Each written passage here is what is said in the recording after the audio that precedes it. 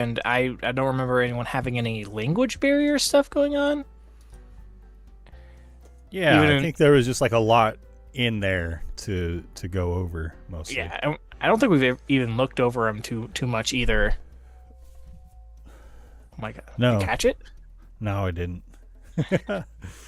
Failed Just a that little snack. dexterity check. Um, do you remember what info, if any, you did get out of it? Uh, from what I briefly skimmed, when I looked through my notes to see if there's any mention of us giving it away, um, it we didn't. I don't think there's anything that was written down by me at least. Maybe I read it later, which is entirely possible. I think maybe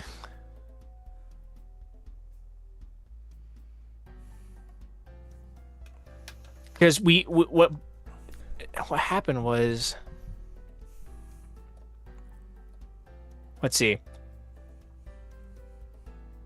We got the books, then we fought the aberrations in the portal, left, talked to the people at the temple, set up a ritual, rested for a couple of days, and then did the ritual and immediately headed out afterwards to go catch up with Kevin. Found Kevin, captured, and found his other compatriots, like the three other soldiers. Snuck into the Weavery, did the whole plan with the sneaking in and killing everybody in there, took it over, then defended it against like three waves of giants, got some drow political games that went awry, and then got sucked into some weird mind realm of Petyr's, and then we just left. So if we did read the books at all, it was in that 2 day period where we rested before the ritual happened on the 10-day moon. If not, then I doubt we've read it at all, or any of them. At least for me, for the books that interest me. I know everyone had their own sort of books that they kept. But Yeah, if I'm trying to look through the notes, and I don't think I revealed much info from them. you gave like the back of the book summary of what it was about for each of Yeah, them, so we know what they were. But beyond that, I don't remember anything, or I didn't write it down because more often than not, I do the notes after the session because I'm trying to stay engaged with the session as it's going on. Sometimes I'll be taking notes in the middle of it when it's like a combat sort of deal, yeah, or if it's a scene that doesn't include me and there's no chance for me to interact, like it's just a one-on-one with somebody else, then I'll be able to take notes better. But whenever I do take notes after a session, I feel like I do remember the important bits that happened story-wise, and I feel yeah. like us reading the books may have been one of those details. But I also have like holes in my brain, and there's just air Oh no, tubes, not and I holes just in have the I brain. have I have memory issues. Yeah. So who knows? Yeah, I'm not seeing anywhere in my notes that.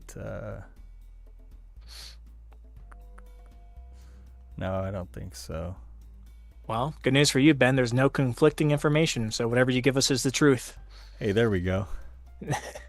Nothing for you to look back on and be like, "Ooh, I do wish I gonna Ben, why have had don't to you some. just tell retcon us, that." Ben, why don't you just tell us everything that's in your notes, and we'll let you know what you have and haven't told us yet. Oh, okay. uh, they'd be surprisingly light. Ben, you have 4 lines written down here. This just says "sexy goblin?" ? What is this? And I see the word giant written down 4 times. Bigger and bigger each time. What's that about? And this time it's underlined a lot. That makes me feel uncomfortable. Ben has been known to use a few giants in his campaigns from time to time. It's he does use them once in a Maybe while. just all the time. I respect that because giants are fun to use as a DM. I like them. You should. Oh, They're we great. know, Ben. We know you like them. Yeah. Speaking of giants, sneaking past that giant, it was not hard at all in No, Temple of they're Elemental dumb. Evil. I was like literally right under it. My ring of invisibility had worn off, and my rogue is like sneaking up to try to loot the gear that's on the ground, which ended up being pretty good. At least the magical armor was super helpful. The other stuff, I don't think there's anything else that I think there was a powerful shield that I might have grabbed also. I remember that they also just look cool. They're like, we got a weird cutout, the Elven shields. Yeah. Yeah, and they're slightly better. I forget how. Maybe they weigh less. I know the armor weighed less. I think they're lighter. You're right. Now my paladin's not encumbered, so. But yeah, and the bear doesn't notice you either. You could be like right under the bear's nose, and they're just walking around, ignoring you. So that's good. Did you get that cool like the screen shake effect when he walks around? Maybe. I don't think so. Maybe I just didn't notice, but no, I don't think so. I definitely died in one hit the first time when he did notice me. That's funny. Pretty brutal. And then I finally cleared the moat house and got to level 3. Nice. And then I didn't level up because I was going to go back to town and, do that stuff and level up there. And then you get ambushed on the way out of the moat house. That's right. I was going to say that. There's like a fight when you're leaving. Yeah, and I stood no chance at that because I hadn't leveled up at all. So I'm still level 2. It's like, oh, man. So, and plus for the final fight, I had to like hide around a corner and kind of funnel them all in against my level 4 fighter and my paladin, with mage armor. And then everybody else is like using crossbows, which they suck at, until it was like the last few enemies. And then I sent them in, and it ended up half of my team was unconscious, half of my party. And luckily I had like enough healing potions, and just being able to rest, brought them back from being unconscious. So it's pretty good though. Pretty fun. Yeah. I highly question the dice roller in that game though. Oh, dude. Like, you miss a lot. You miss a lot. What game is this? Temple of Elemental Evil. Yeah. It's D&D 3.5 rules. Okay. Yeah, I mean, stuff. My guy is like, my fighter can't fire a crossbow for anything. I think in the whole encounter he hit once. Same with the cleric. The rogue had a little bit of luck with the like bullets in the sling. Right on. So that was all right. And then my ranger does decent, but he misses a lot too, man. I mean, pretty much on like the hard encounters, I have to leave it up to the level 4 fighter to like get anything done. Right. But now at least my party is level 3, so it might improve a bit. I don't know. We'll see.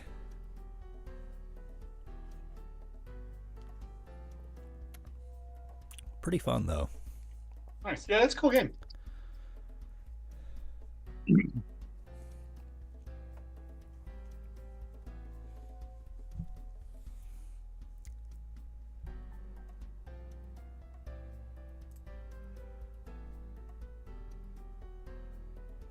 I do sometimes wish I had taken more magic users, because I basically have a sorcerer and a cleric for magic.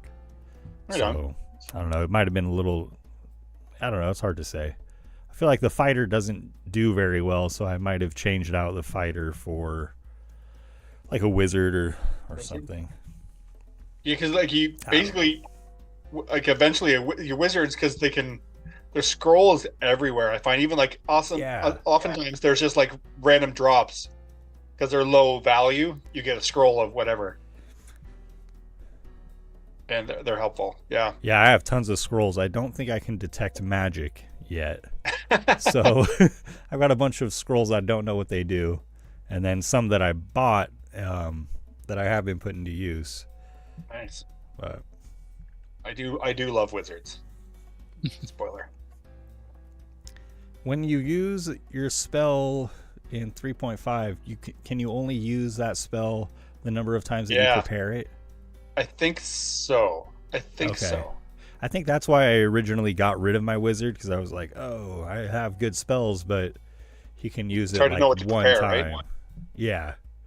And whereas my sorcerer, I think I'm just using sorcery points to cast whichever, spells that I know. So.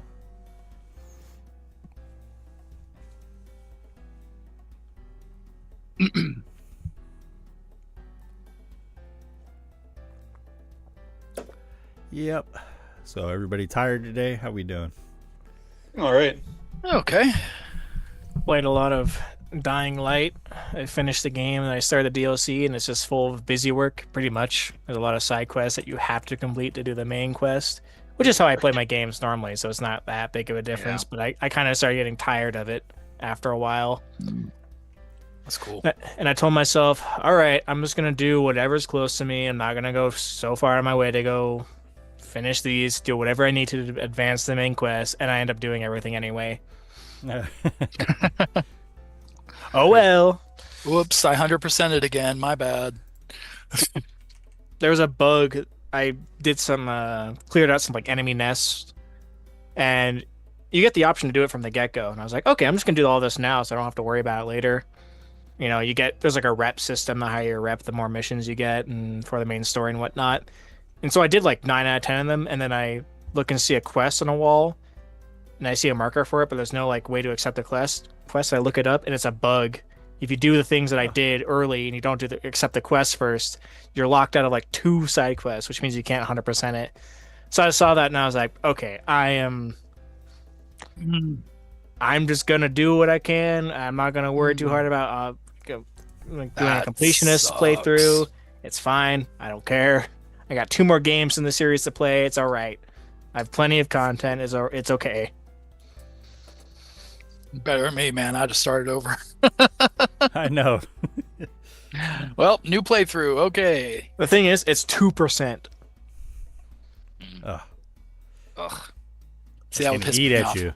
I Yeah. can't. 98%? Are you kidding? Oh my god. Lose my mind. I'm not gonna care. I'm not gonna go back to this game after I'm done playing it. It's a good game. Don't get me wrong, but I got. Chris, is that a as D&D shirt? Huh? No, it's a Monty Python shirt, actually. Oh, let's see it. Oh, he's gone. Oh. Solid. Oh, hey, Jason. Yeah, man. I was going through my cards the other day, and I found myself a new commander to build a deck around. Oh God. Nice. Yes. Anti-Venom, the horrifying healer. Oh no way! There's a guy in my group that plays that. It's friggin' Yeah. it's killer. Yeah, it's killer. Fine, I'm looking it up. I was gonna say, speaking of Monty Python, I did get Tim the Enchanter. Oh, nice. It's just a prodigal sorcerer, but it's just cool. It's a cooler prodigal sorcerer. Is this a Spider-Man? Yeah. Yeah. Oh, that was like a. Oh, it is a spider guy, I guess. Yeah. Well, it's Venom. I don't know what I thought. I thought of Anti-Venom just like off the top of my head from like New Vegas. That's awesome, Chris. Yeah, he's fun. Yeah, I was looking. I've got fun for you. Fun for you. He just can't die. He can't be killed with like normal damage. He's Can't be still destroyed. prone to like removal and things like that. But Oh. You can bounce him and tuck him and exile him, but you can't kill him. yeah, I'm gonna try to forget. get. There's a couple of cards that you can get that can like redirect damage too. Oh, so you're just Pariah? So I'm gonna get some of those and put those in there too. So then like you can literally I forget what the card's called, but I was looking at a thing where it's like it can redirect damage from you the player to one of your creatures. So Pariah's shield? I think yeah that's it. It's either Pariah or Pariah's shield, something like that. Yeah. Yeah. So if I can get a whole one of those, put that on them, and then like you just can't. Yeah, that's fun. Yeah. Yep. Feels like a good way to get the whole table to gang up on me and get a bunch of removal thrown at me, probably. But I would prefer to fight that versus what I've fought in the past. I at least understand what's going on with that one. I've read there's two paragraphs in there, 2 sentences, and I understand what it means. I'm not like reading a whole paragraph, deciphering 5 keywords, trying to figure out what's going on.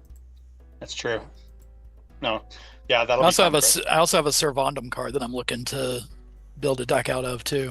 Maybe. I don't know that. Well, the one I have because it's from Edge of Eternities, and there's a couple of Servandum cards. There's one that's a mythic that's like really really good. I don't have that one though. I have Servandum the Lucent, which is just an uncommon death touch life link, and he gets counters, whenever you like attack and stuff. But the Lucid. Okay. the Lucent, yeah. But it's something. I mean, you could build like a little counter deck on it, or like a Oh, that's like not how I spelt it. Wow. do like a good Knights are go fun wide. too. Yeah, white and black with knights. Well, There's see lots that, of and that's the knights thing. in- Like I love Orzhov. That's like my favorite. The white black is my favorite color combination. So that's like 80% of the reason I was looking at building one off of this one, is just to get the color combo I wanted. Yeah, you have knights, vampires, angels, demons. What's Mhm. not to like? Yeah, it's a little bit everything. Never Yeah, I saw figure one with the of death that. touch on there, you get something that's throwing a bunch of 1/1 little minions out there. And it you gives know, all your just- creatures death touch. Yeah, Just some fodder. Yeah. yeah, just throw all that out there at everybody. There's a bunch Ooh. of equipment that's like tap, deal 1 damage to something. So you just put Oh, what is it? There's is it called Call the Copper Pots? I was gonna Copper say, Coats. I don't know if you guys can tell on screen, but we all have something in common that we probably haven't had in common for like the last 5 months. What? We all have our hair in ponytails. T-shirts. We're all wearing T-shirts. Oh yeah, look at that. It's warm here today. I What is just it, changed 40 my degrees? Soteres. It's like 16 degrees. 16. Whoa. I'm not wearing a hoodie for like the first time in probably 4 or 5 months. So it is 60 degrees Fahrenheit. Okay. Yeah. I'd probably have long sleeves on, but Wow. I'm from California. Yeah, it was nice out. so- Nice. Oh, what is It was it? below 0 yesterday, so that's like a big swing. Oh, wow. Yeah. So like mentally, it feels really warm. There's But same some. like in the middle of summer and it dropped down to 16, we probably have like long sleeves on.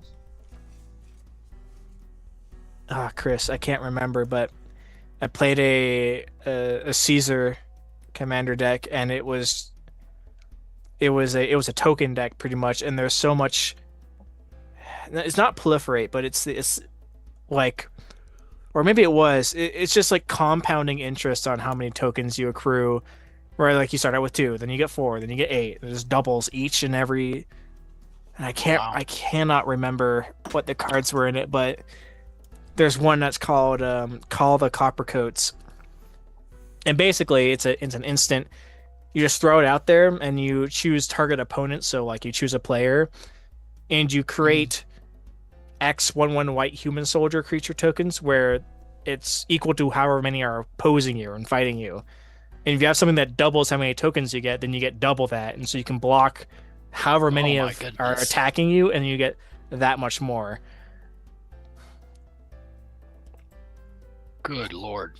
And you can strive, so you can put some more mana on top of that, and you can choose more than one person for like 2 more mana. I can't. There's some other crazy stuff in there. I can't remember. Crit any number of target opponents. Ooh, that would go really good in the death touch deck. Yeah, it also works for that too. It would, and it's white, so like it fits. It would. And Ooh. it's only 3 mana, which is crazy. Yeah. Well, I mean, to target one person, but like that means it's five mana to target the table. Like that's not bad either, you know. But There's some other stuff I cannot remember. I now I'm gonna have to go look at it later to go see what was in there. But bless you. bless you. I don't know. Maybe I can. Maybe it's a deck I got off online somewhere, and I can't remember. What are the major deck building websites again? Architect? Architect, Maybe it's EDH Architect. Rect. EDH Rect. Oh, those are like the main ones I use. I think it was Architect. Is what I used. Yeah, I like EDH Recast. It's a good podcast. Hmm. Oh, I don't know what my password is. Okay, that card's like $6 online. That's not bad. I built a new deck on the weekend. It's Rurik Thar. I forget what his the rest of his name is, but he's from Return to Ravnica. He's blue. He's green and red, and whenever any player casts a non-creature spell, he does 6 damage to them. So I have in the deck, I have 38 lands. So you just pissing off the blue players. 5 spells and 37. What's that? So you're just pissing off the blue players. Yeah, totally, 100%. And then I was just kind of going through boxes. I found this guy. What's it? Spellbreaker. It's a gargoyle. It costs 9. It's an artifact, but whenever someone casts their first non-creature spell on a turn, it's countered. Oh my god! Just automatically. Automatically, yeah. I don't know. It'll be fun. It'll probably piss off my table, but it'll be fun. Yeah. Anointed Procession is the one that doubles how many tokens you get. Oh, the white one, yeah. It is. There's also a god that triples it. Yeah, it's Azok or something like that. What's his name? Should be in here somewhere. That's red. I'm trying to find something that's. You said, oh, it's white and black. Is what the Orzhov's white and black. Yeah. Another one I want to get. I saw it the other day. Oh. Is Mondrak Glory Dominus. There's also Ogier Tak Deepest Foundation, which creates three times as many. Nice. I want to get a hold of a Vincent Valentine. Make a deck off of his. His is really good too. I don't know that. See, it's funny. You take like a couple of years off Magic, and then all of a sudden there's like all kinds of cards you have never. Mm-hmm. Vincent Valentine. Yeah, from Final Fantasy. Oh, that one. Yeah. Yeah. Sorry, my bad. It's like basically whenever somebody dies, you get a number of counters equal to their power. Or I think it is. The creature's power, yeah. Yeah. Ooh, this one's cheap. It's like $3. Horn of Gondor is good. Mm-hmm. You pay 3, tap it, and you just create X tokens of soldiers where X is. Oh wait, that's humans. I don't know if you're. That's fine. Is your guy humans?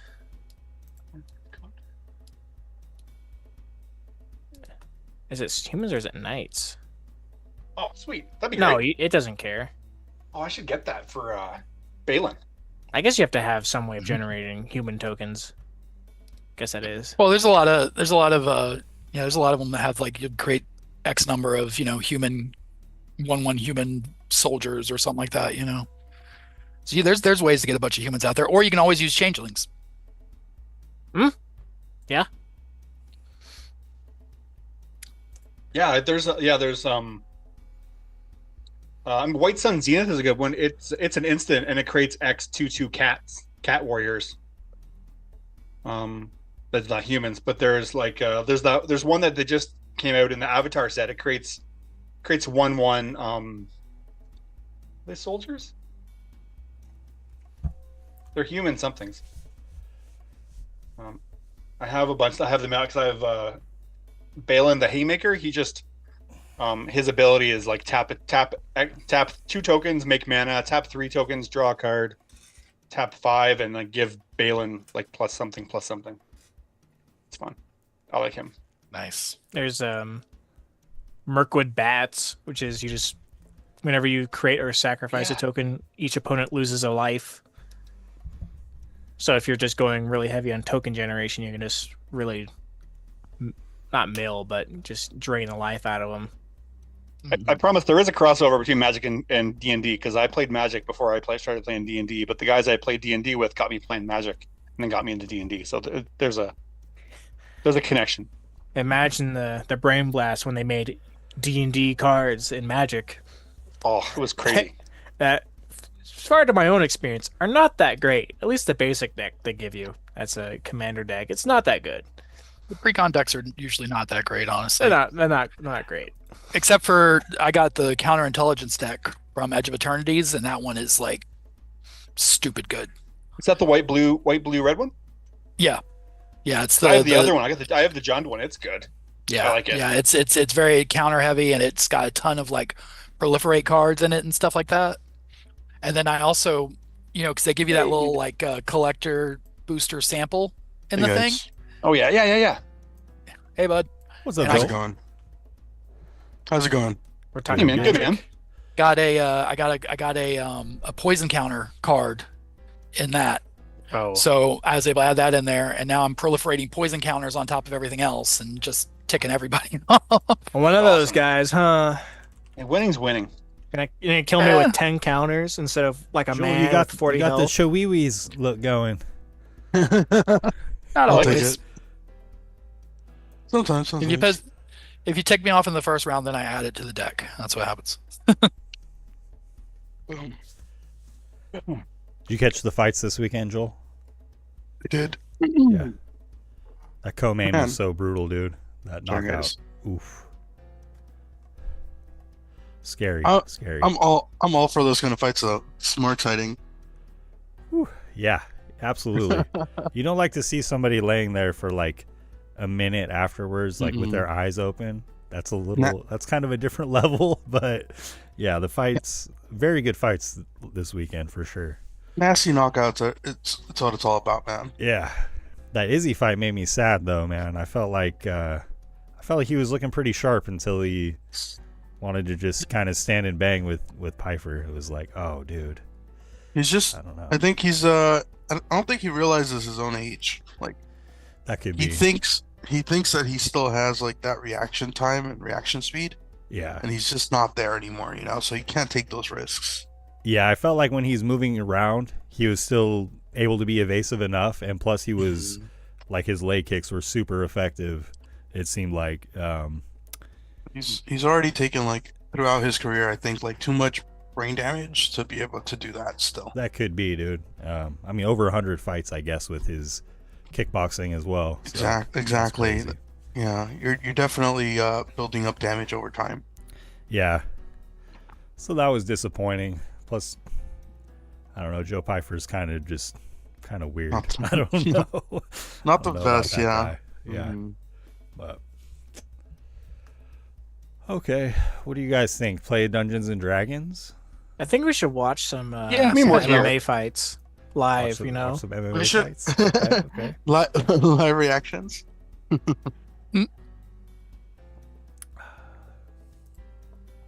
Okay, I'm gonna go back to doing individual intros since we are just posting it as one like big live thing now.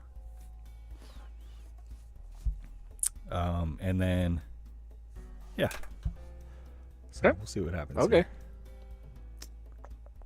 I think I would love to see like some MMA fights from Durian's perspective. Like him And watching fighting or him characters. watching? No, you, like you know that like if- scene where the Hulk trashes Loki in the first Avengers movie? That's Durian in MMA. no. Durian as an I want him MMA mic'd up fan. during his own Yeah, fight. yeah, Yeah. as a fan or a commentary or something. That would, Oh, that would be sorry, very mic'd up. interesting. No, he's doing it wrong. If only I could get in there. In Dungeons and Dragons, what you do is to create a fantasized universe of the mind in which expediency to achieve your goal is more important than any kind of moral frame of reference to your actions. So we have a wizard now teaching the children of his magical studies. That's kind of far out. Mazes and monsters is a far out game. Swords, poison, spells, battles, maiming, killing. Hey, it's all imagination. Is it? This is the Heroes Era.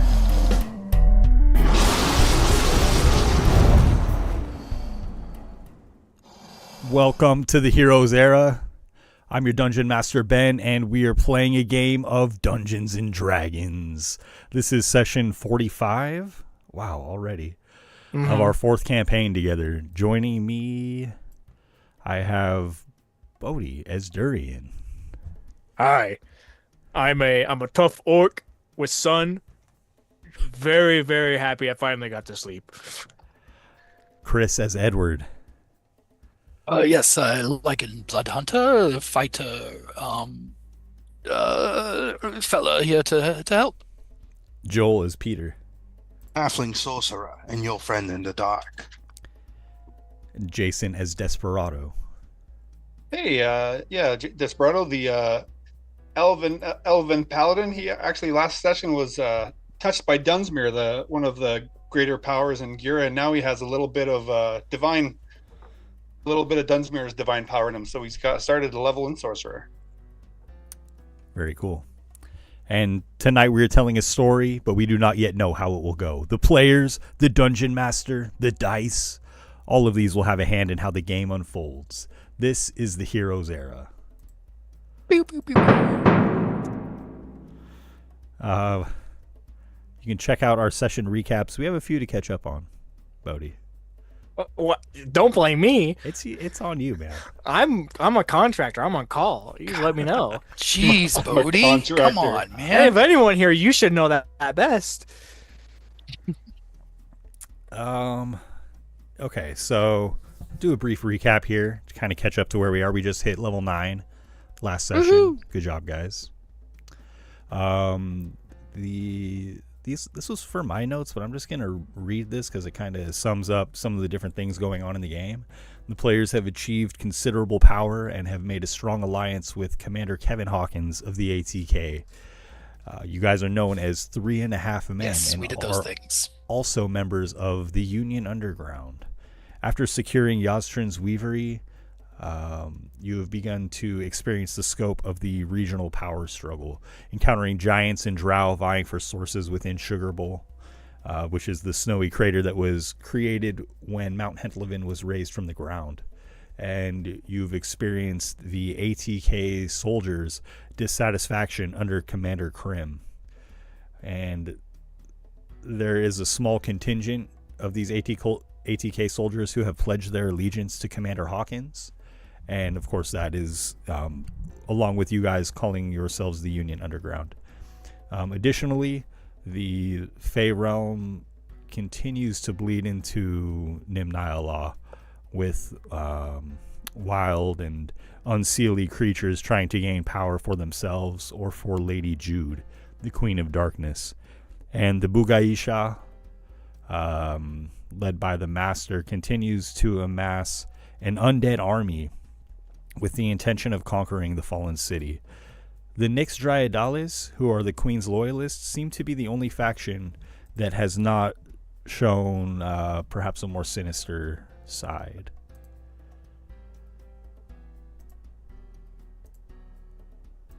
And you guys, we ended last session with you all resting after your foray into, I guess, the afterlife to rescue Petyr and then also to resurrect Desperado, who fell when you guys tried to rescue Petyr. And you made it back to the material plane, and so we will begin the next day as you eat breakfast with Commander Hawkins, rested, satisfied with your recent endeavors. And he, broaches the topic of the tentacles that are still in the basement of the Weavery.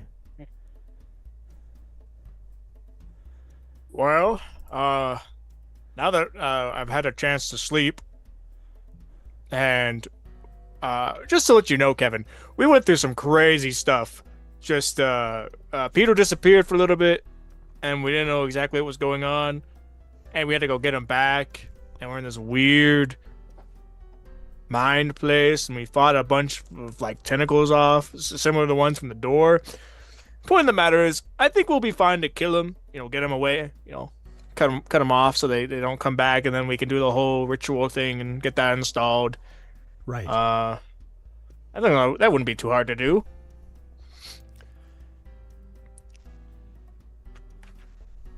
I think the tentacles came or were made manifest through the chaos between the the power transitioning several times quickly. I feel like it gave an opening for Girabolsh. Well, the hope is that after this next time, it'll be the last time, and that won't happen again. Yes. And Hopefully. as we had agreed, we will reinstate the Lockstone under the name of the Union Underground. Yep. Right on. Very good. And I'm sure the people in the region would be, encouraged to know that there is a group and a new faction fighting for them. I know. I mean, I know that ATK. I'm sure they mean well, but I do believe that they have their own motives, and their queen is probably trying to expand on her dominion, which I'm sure locals would not be super thrilled by. But knowing that there is a union and a rebellion of sorts on their side, I think that if that message got to the right ears, the numbers could grow quickly. My only concern would be that some of the other groups may want to squish us before we go. Right. Something I wonder if we might want to discuss more. I wonder what the ATK higher command would think of it as well. I mean, probably treason, right? It's a powerful source, that's very valuable to have, and just having it for them just makes a major stronghold that a lot of people could benefit from. But they're also not the best, and they didn't want this place in the first place. They want to just kind of send people here to die, it seems like. Right. So it's best they don't find out in any case, and we should hope for that. And if bad things happen, then we kind of go from there. I mean, I'm not a planning guy, so maybe someone comes up with some contingencies or a plan B. Maybe a bridge we cross once we have to interact with the outside world again. Yeah. Yes, definitely something to consider. And as you are enjoying I'm sorry, not to cut anybody off. No, you're good. I was just agreeing with everyone else. As you are enjoying perhaps still wolf and whatever stew Desperado was able to make out of that. You can't eat dire wolves as dogs. I'm just saying, it's not the same line of cuisine, It's very different. It's okay to eat wolves. These ain't domesticated. Not to us, at least. Maybe they were to the ones that we killed, but maybe. They're food now. Don't worry about it. It's fine. Either way, it is fresh and well prepared by Desperado. And as you are enjoying your moment of relaxation, it is interrupted by screams, sounds of primal terror coming from the basement of the Weavery. Commander Hawkins' face drops. Yeah, the horror's in the basement. All right. Durin's gonna get up, stretch, grab his axe, and kind of start walking towards the stairs. All right, everybody, I'm gonna go on ahead. You can join me if you want. Fight this thing back again. I could tag along, I suppose. I wouldn't let you guys go without me,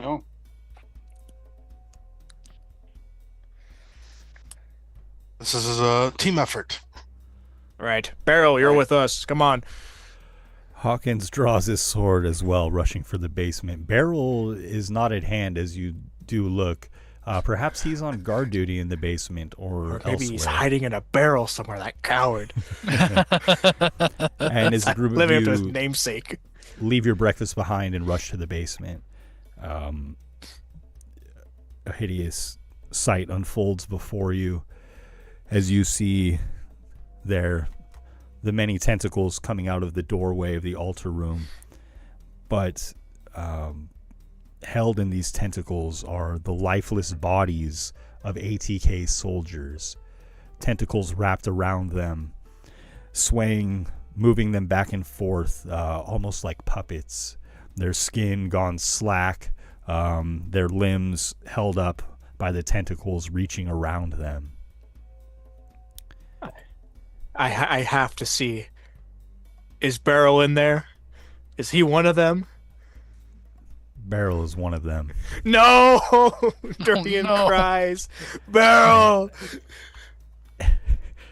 And he is not able to hide because, again, he has been being wielded like a puppet by the slimy tentacles coming out of the altar room. Maybe like swinging these like ATK soldiers like clubs. Worse, operating their appendages, moving their arms, swords drawn, long sword in one hand, short sword in the other, dressed in their, in their splint mail. And as you rush down, who's first? Can we get an order of you guys rushing to the basement? I would be going first. I don't know if anyone would outpace me. Probably Edward, if anyone, but one of the first at least. Durian, I might have you soon, my friend Durian, but I'll take up in the middle so that my aura might reach my friends in the front and then the back. I was right up there with Durian because I sort of fell in right with him. I'm if depending how far back we are, I might outpace him if we took off running for it. But okay, yeah. Petyr, taking up the back. Yeah, I think I'm gonna hold back on this. Not of his own choice. I'm expecting the worst. Yeah, He can't go that fast. Edward, you rush first into the basement, and one of the tentacles slides forward, wielding the Knight of the ATK against you, and uses it as a weapon, swinging its sword against you. And sorry, let me pull this up here. Don't do that though. What if he didn't? What if he just didn't? What if he just didn't? What if he just brought him Would it back be to funny? life? I mean, think about how funny that would be, though. And with the If he said he did, but then he just didn't. blank look on its face, swings its longsword at you. Once missing, a second time missing, and then from its other arm, it swings its short sword, also missing. An appendage, like a tendril, kind of an offshoot of this, reaches out at you, Edward, and it wraps around your arm, trying to... What do you have of value? Nothing. Why It do you tries ask? It tries to rip your cloak off of your back, your magical cloak. Will you please make a dexterity saving throw? It's like the worst feeling when someone grabs something that's around your neck. Come on with that. You might have the bonus. Oh, yeah, that's add 3 to that. No, it's a 15, I guess. Man, that was almost so much better. How big is your aura, Desperado? It's a 10-foot radius, so 10 foot in front of me and 10 foot back. Because I feel like Edward made a point of getting there first. I guess if you guys are all staying grouped together, fair enough. No, I mean it's fine if he wasn't there, he wasn't there. I'm not gonna. I did say that I was charging ahead, so that's fast fair. enough even to get ahead of Durian. Yeah, I'm a lot quicker than they are, so I probably got more than 10 feet ahead of him. And these tendrils, the large tentacles, almost totally have fine. spindly fingers coming off of them, and it unclasps your cloak and wrests it from you, pulling it back into the altar room, and it disappears from sight. Rude. If you guys would all please roll initiative. Oh, rude. I hate the new inspiration rules. I never remember to roll with it. Oh, where you have to say that Yeah. you're using it first?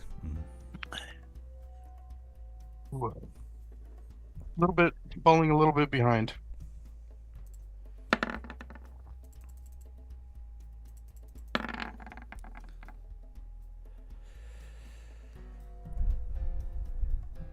I'll take the best of those rolls for my initiative if you're keeping track, Bodhi. Yes, thank you. Thank you. I still want to write down 4 things.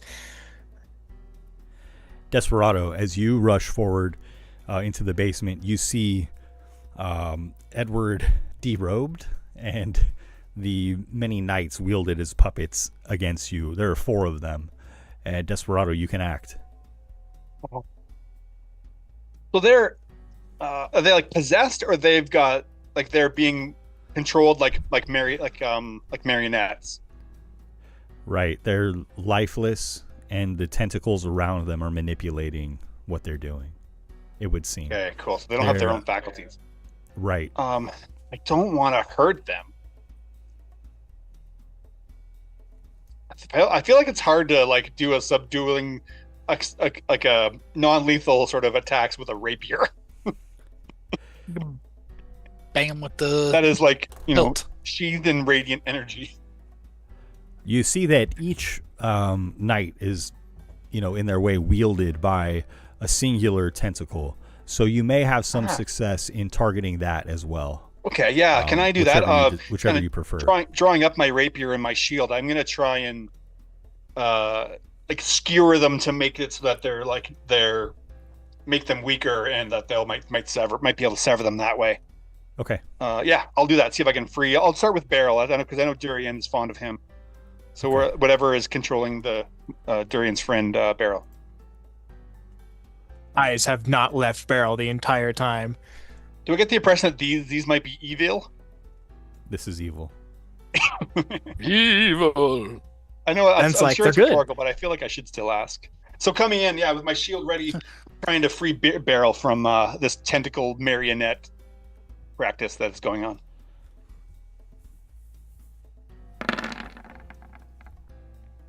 Oh, what happened there? Oh, it's just rolled damage automatically. That's cool. Okay, and your strikes are true, both. And the tentacle begins to spray black ichor as it is effectively bloodied. And I'll stay there, kind of bearing my shield in Beryl's line, but. Okay. And Beryl, thankless, comes forward against you, Desperado. And the tentacle uses Beryl to swing his sword at you. Oh, I'm dirty. I managed so far. Okay. Ooh. Oh, the second one will as I managed to kind of parry out of the way of the first one, the second one kind of managed to get in, and then I managed to parry the last one. If that makes any sense. Yes, thank you. No problem.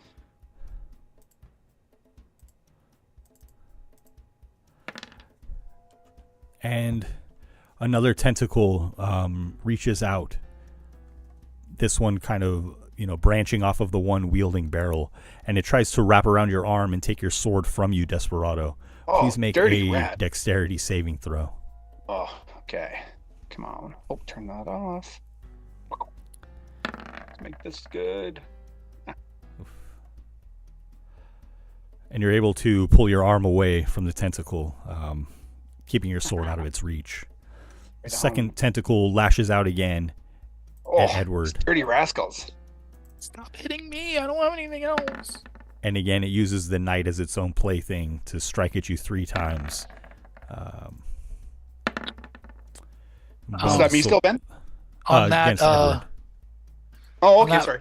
On that first attack, I have a reaction. Okay. I'm going to use my blood curse of the eyeless to subtract off of that 21.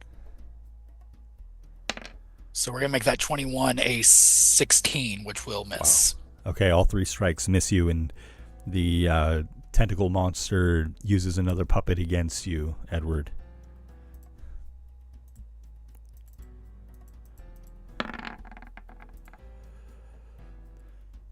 All right, you get 1 in. Okay, one of the swords slashes into you.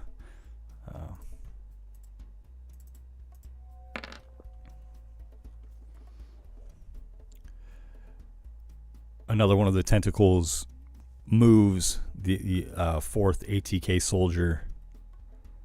Excuse me, the third ATK soldier around you, Edward. The fourth, right? The fourth? Yeah, I'm sorry. And it tries to strike at Durian.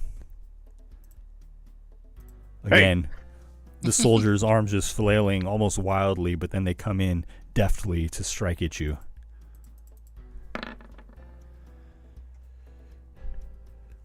I think one gets me. Okay, the blade cuts into you. I just shoulder it as my eyes do not leave Barrel's body being flung around by a tentacle. And Barrel hisses at you. Lasting such flaws retains. Yikes. Durian, you're up. Give him back! Durian, very upset that Barrel has been killed by this thing. That he could have killed it maybe in the middle of the night and Barrel would still be alive. He's going to fly into a rage and move up into Barrel's tentacle to try and chop it off to free him, whatever's left of him. And is going to do so recklessly because he can't fathom this image in front of his face. He can't handle it with his mighty, bloodthirsty great axe. Okay. And your axe severs the tentacle that holds Barrel. Barrel falls to the ground and just bounces off of the ground, seemingly stunned. And after I sever it, I come to my senses a little bit, and I look over and I see that Edward is having a bit of trouble and Durian's going to move over and try and help him out a little bit so he's not getting mobbed by two tentacles at once. It's going to make his other attack.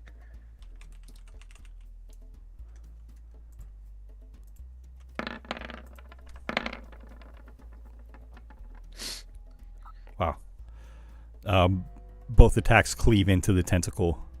And black ichor splashes out at you, Durian. The tentacle is effectively bloodied. I can't believe this. No, I can't fathom this. And I think that's all for me.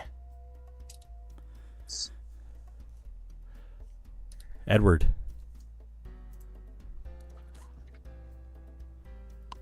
First of all, I just remembered that I have a legendary resistance once per day that I could have used.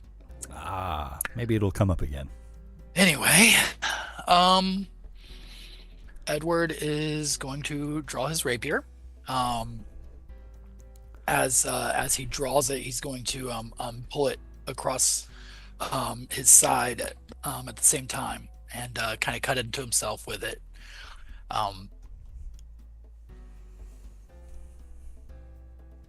And as the blood's, he's going to use his Rite of the Frozen on his rapier. And he's going to come in for an attack. Okay. Yeah. And, well, he's got two of them, actually, so he's going to swing it twice. And the tentacle darts out of the way, avoiding your sword. And,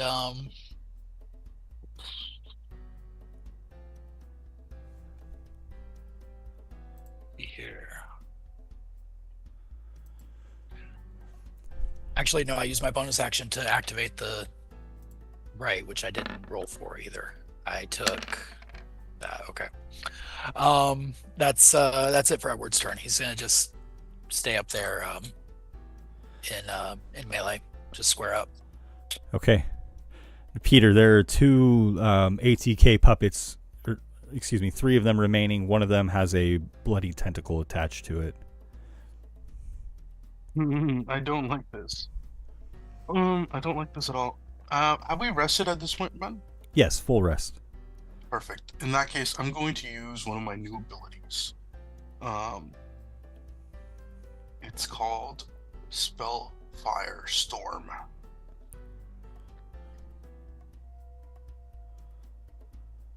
So I'm going to conjure a pillar of Spellfire in a 20-foot radius. I'm going to try to encompass all 3 of them.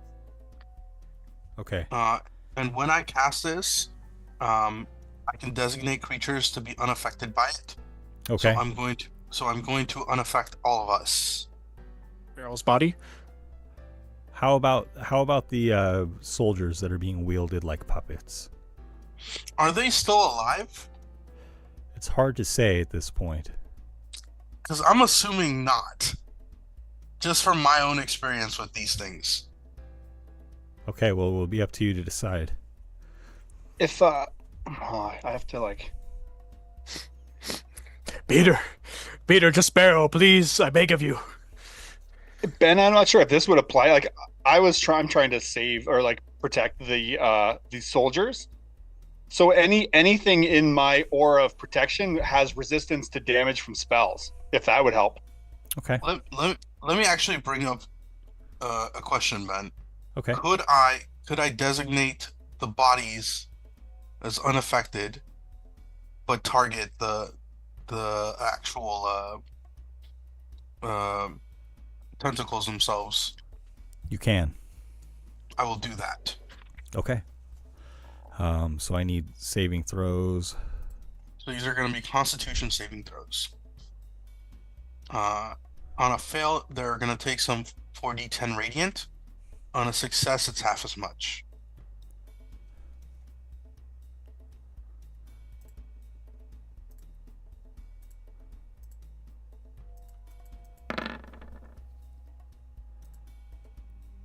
Okay. Anything below a 15 is a fail. Okay, very good. Or actually, it's a 16 at this level. Very cool. Roll your radiant damage, please.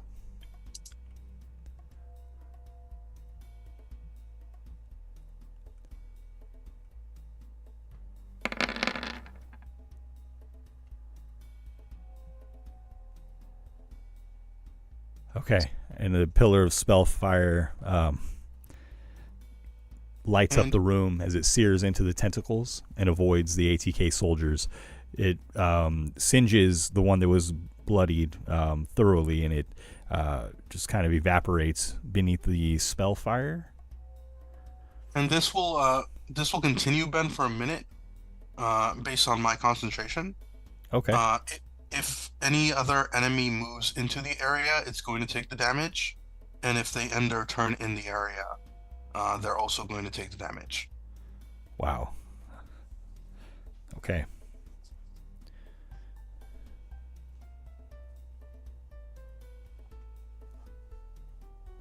And that'll be the end of my turn. I'm just going to use my movement to try to put my allies between myself and them. And this spellfire sears holes in one of the remaining tentacles, so one of the two is effectively bloodied. And Desperado. Well, how many are left? There's there's the one. There's two tentacles left, one of them effectively bloodied, spraying ichor out of the many holes caused by the spellfire. Nice. Okay, so I was kind of positioned in front of Barrel, so I'll like do pivot and do a fancy elvish spin and try and skewer and sever the one. I believe there was one that Durian was like chopping at that's still bloodied. The one that Durian was chopping at has been defeated. There is one that is freshly bloodied, though. Okay, I'll do another spin and then do that and attack that one. That just to try and free our friends. That's my first swing. And your sword cleaves the tentacle in two, and the third soldier falls to the ground. Nice. Okay. Again, doing a fancy elvish pivot and spin. My long coat kind of flaring out, all fancy, and then I'll try and skewer the remaining tentacle that still is holding on to one of the ATK soldiers. Very good. And your second attack does strike true, and you also gain you may use your reaction to make that third attack if you wish. Oh yeah, totally will. Yeah, kind of flipping as I skewer it. I'll kind of flip my rapier in my hand and try and stab down with my come on, boom. Wow. And you just hack the tentacle in half. All four of them recoil as black ichor sprays from them, and the group of soldiers on the ground kind of begin to cough grasping at their heads, they rise from the ground and stumble back behind the group of you. And all 4 of them seem to be okay. Alive at the very least. Okay, that's all I can ask for. And the tentacles before you rescind in pain, and they draw back into the altar room, and the basement is clear of tentacles. All that is left is the moaning sounds of the pained soldiers that have now been released and freed from their grasp. I'll help the one just where I was, help him up, and then sorry, Darian. I think as whatever everyone else is trying to decide on what to do with these guys who may or may not be compromised as enemies, Durian's going to go down the tunnel to where the door is and continuously chop away at any tentacles that show up, and if there's none, is going to attempt to pry the door open. Okay. And try to contain or continue his rage by just like punching the wall and just being so furious that his beloved barrel might have been killed. As you rush forward, the tentacles retreat from you and slip back through the cracks around the door. Some of the stonework having been displaced for the larger tentacles, and so they do pull away from you, and you are left with the door. That was at one point seamless, but now that the tentacles have protruded through the cracks, it is quite visible where the outline of this door is that leads to the altar room. I'm going to take a hand axe and Cyrus's hammer. I'm going to put the hand axe in a wedge that I can find and hammer it in and pry it open like a fireman. Okay. Make an athletics check for me, please. I'm upset. I crit. The door opens easily, and as you look into the room, you see the tentacles pulling into the cracks in the walls and the floor and leaving the room completely. You see Edward's cloak lying there on the ground. Is there any chance I can try and grab one as it tries to break free in the wall and please like get one last hit in? Make a dexterity check, please. Before it goes. Okay.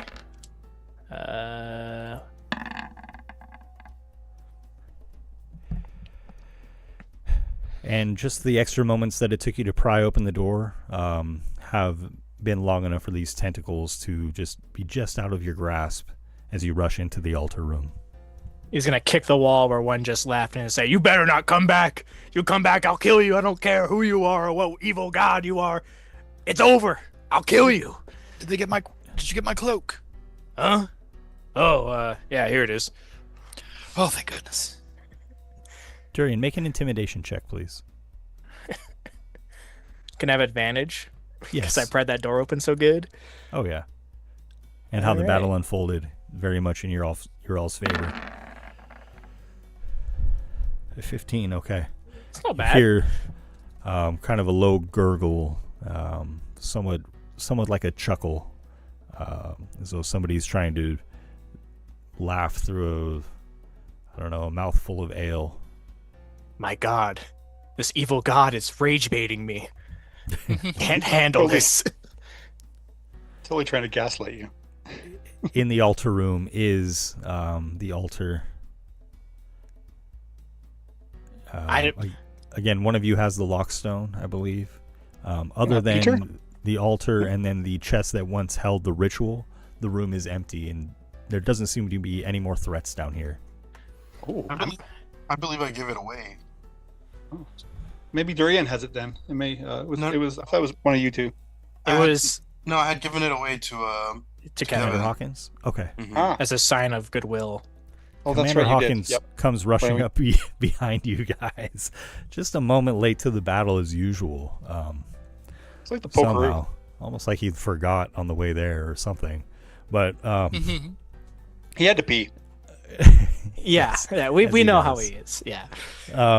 He rushes forward, and after kneeling to tend to his men, comes to where you are all near the altar room, and he pulls out the ritual scroll.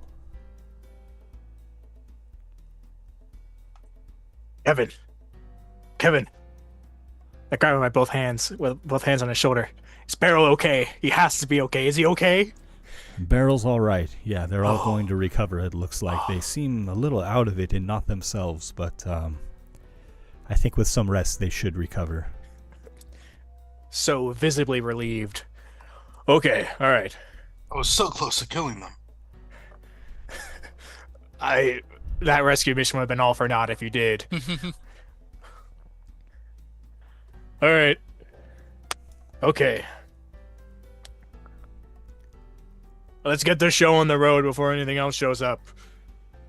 Knowing our luck, it's gonna be another wave of giants in like 20 seconds. I hope not. Hawkins hands the ritual scroll to you, Petyr. Petyr, I can't make sense of this. I'll have to leave it to you.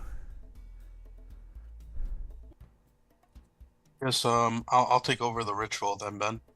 I And trust try you. to, I'll try to How long does it take, establish control again. Okay.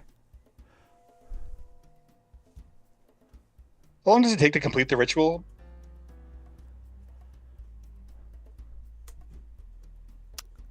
I thought last time it took less than a minute. Okay. Do we think that there could be something? Because could it?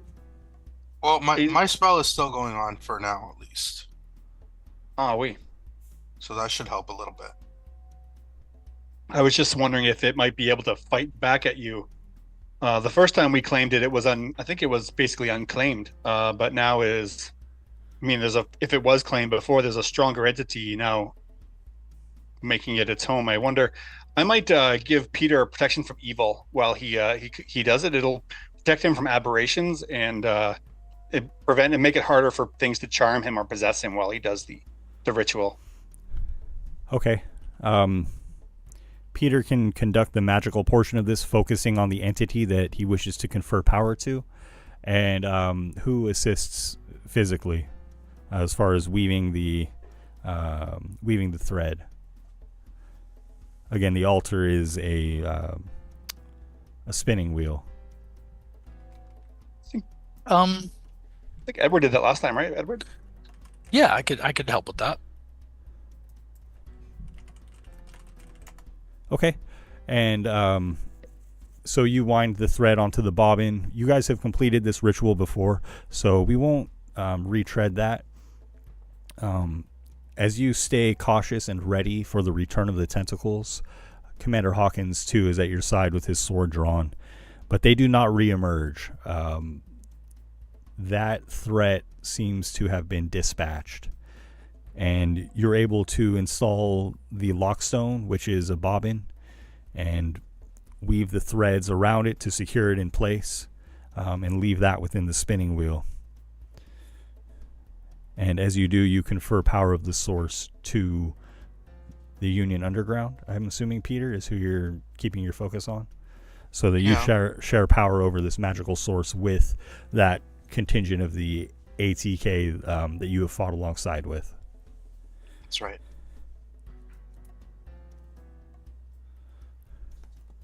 Do you feel any different?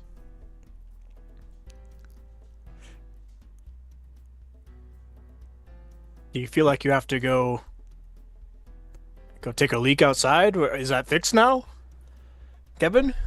I feel more powerful now. Like we could take on anything here. Good self-confidence is a good first start. That's important. Yes, well, I'm glad that we've taken care of this issue.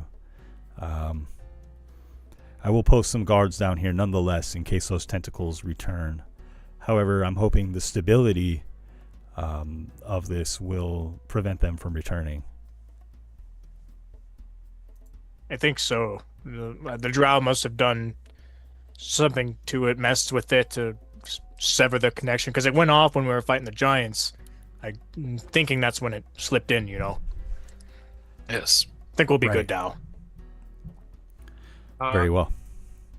If I remember correctly, Ben, last time we had tried to block off the passageway, right? That the drow had come in through. We did. Yes. It's closed off. Okay. Yes, it seems to be covered in rubble and stones. That I believe it was mostly Durian's effort to seal that passageway. Yeah, because everyone was acting loony and stealing stuff from each other.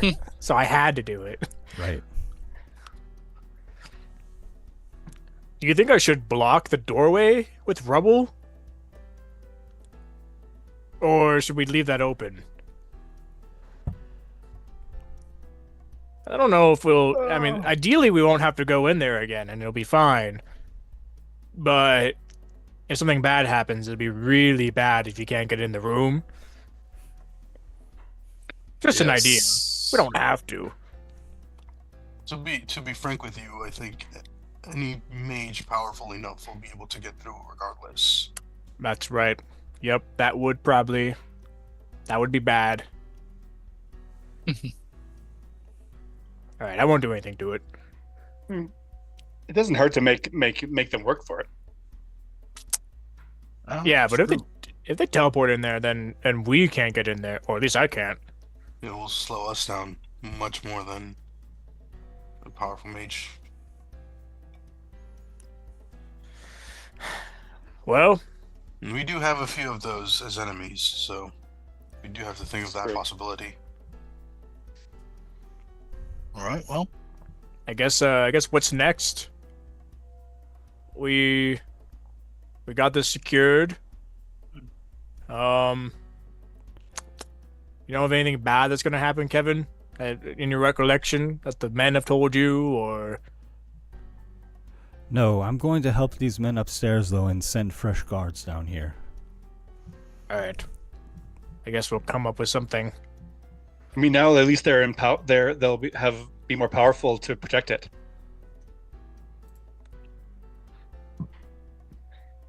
As Kevin leaves, I'm just gonna kind of confer with the group. So, we did have some other stuff that we wanted to do before we came here.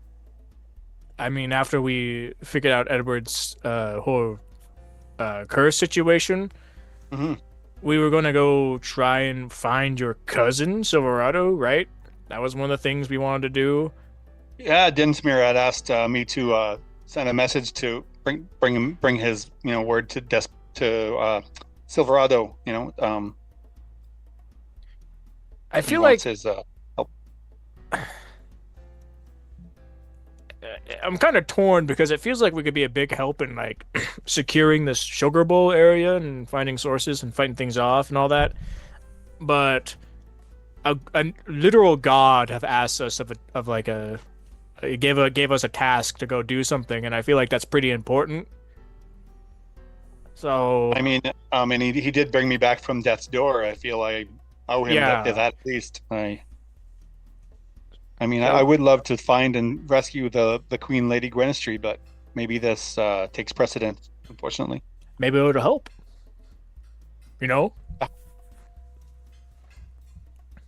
So what do you guys think? Go find his cousin, free him of whatever weird mind thing he got going on? I mean, we'll have to travel across the roads again, but... Yeah. I mean... I would say Desperado's been pretty patient dealing with everything else around here. It's about time we got... We could do that. To that. Watch out for those trees. Yes, yeah, we don't want to... I mean, we could probably take them, but we don't want to do that. Yeah. I don't know that we want to take them. Perhaps we go around. Rather them as an ally, but... Yes, of course. All right, I guess we'll go tell Kevin we're going to leave. Send him on his jolly way. You guys return to the main floor of the Weavery, the main warehouse. Kevin says, I'll be right with you. I'm just going to show these men the basement and,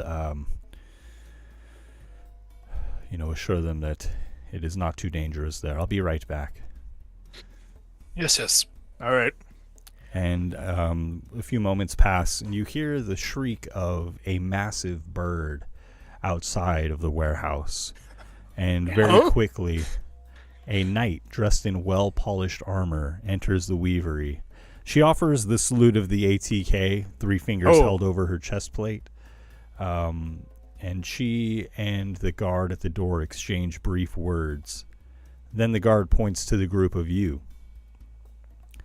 And this knight walks towards you. You are in command? Partially. The real commander is downstairs stationing some troops right now, but he'll be back very soon. Where are your uniforms? We're more of a mercantile unit. It's a consultancy, as you would. You said that Hawkins is downstairs? No, we said that another member of leadership is downstairs. Well, which member? Pray tell, friend. Who may we say is calling? I am Lady Oneth.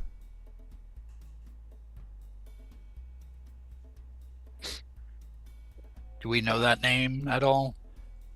No. Okay. She does seem to be wearing the colors of the ATK. Thank you, ma'am. Yes, it is Commander Hawkins. He is downstairs currently. What would you like for? What business do you have with the commander? Tell Hawkins to make preparations to receive Lord Krim. Get this place cleaned up and presentable for the Supreme Commander. Right, I'll go tell him right away. And Durin will go... That room there, prepare that office for Lord Krim's quarters. He wishes to survey his freshest conquest. And how soon should we expect him? Within 2 hours. All right, I will make haste then. And Durian's gonna go down in the basement because he can't talk for anything. He's gonna leave it to these guys. He's gonna go up. He's gonna find Kevin, see where he's at, and try and get him alone for a second after he's done stationing the troops. Kevin. Yeah, Durian. Kevin, it's bad. There's a lady, what's her name? A knight of some sort upstairs. She says Commander Krim is gonna be here in 2 hours, and to prepare the area, clean it up, get a little office space ready. Of course, I know I said come in after we've done all the dirty work. Now I said I wouldn't collapse the passageway in front of the door, but do we think that's a bad idea now? We should ask the others. Right. But please talk to this lady. We don't have any real standing with her. And Durin will go upstairs and he'll and go to the lady. He's like, he is informed. He is on his way. I'll start cleaning up and is going to start removing bodies and bits of gore and any like trash or debris. Okay. Lady Oneth turns to leave. Do any of the rest of you have anything else to say to her? No. I'm just watching, like, inwardly panicky. This is a good thing, as far as Durian's concerned. And as Hawkins returns to the floor of the warehouse, Lady Oneth has just left. And you hear the deep sound of giant wings flapping as undoubtedly she takes to the air. As she goes, I just want to see what she's riding, Ben. I might just peek out to see her off as she takes the sky. Sure, she's riding a griffin with gray plume.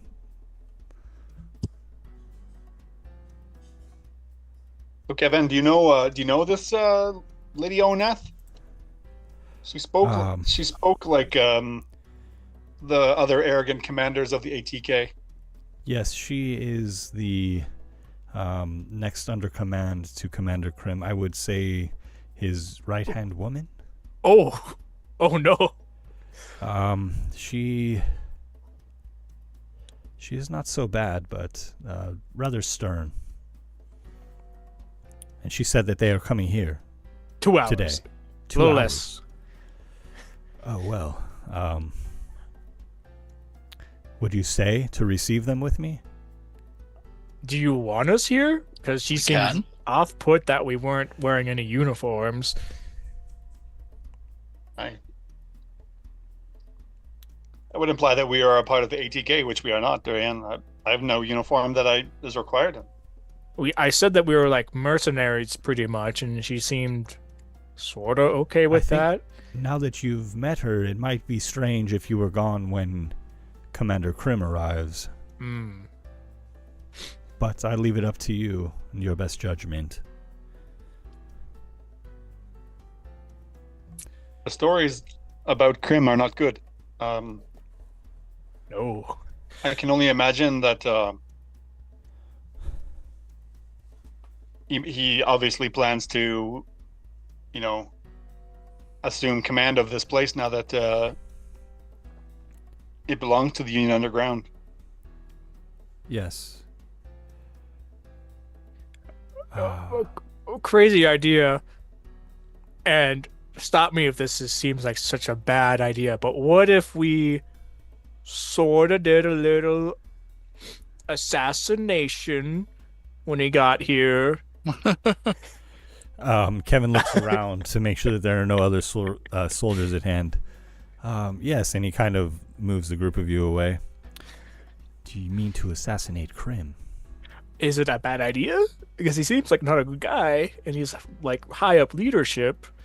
He will have the first platoon with him, so is there there will anyone? be others. Is there anyone higher than him on the structure? Not on this continent. No, he's taken over command of the ATK entirely. So he's top dog right now. He is. He answers directly to the council. Do you think we could convince the platoon that he's probably bringing that he's a bad guy also? Because I know there's division in the ranks. I mean, presumably, if we fight him and we get close to killing him, and he's evil or he has some weird magic stuff, he'll use it, right, to live. Unless his deception goes that deep. Soldiers like the rest of us here, so I don't know his relationship with them, though I've heard that they are cutthroats.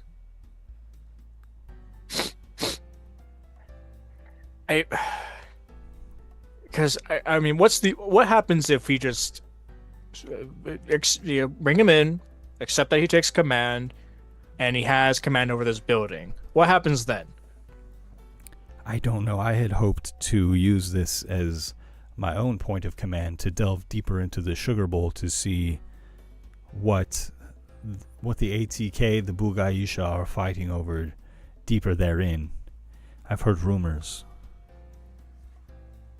Do you still...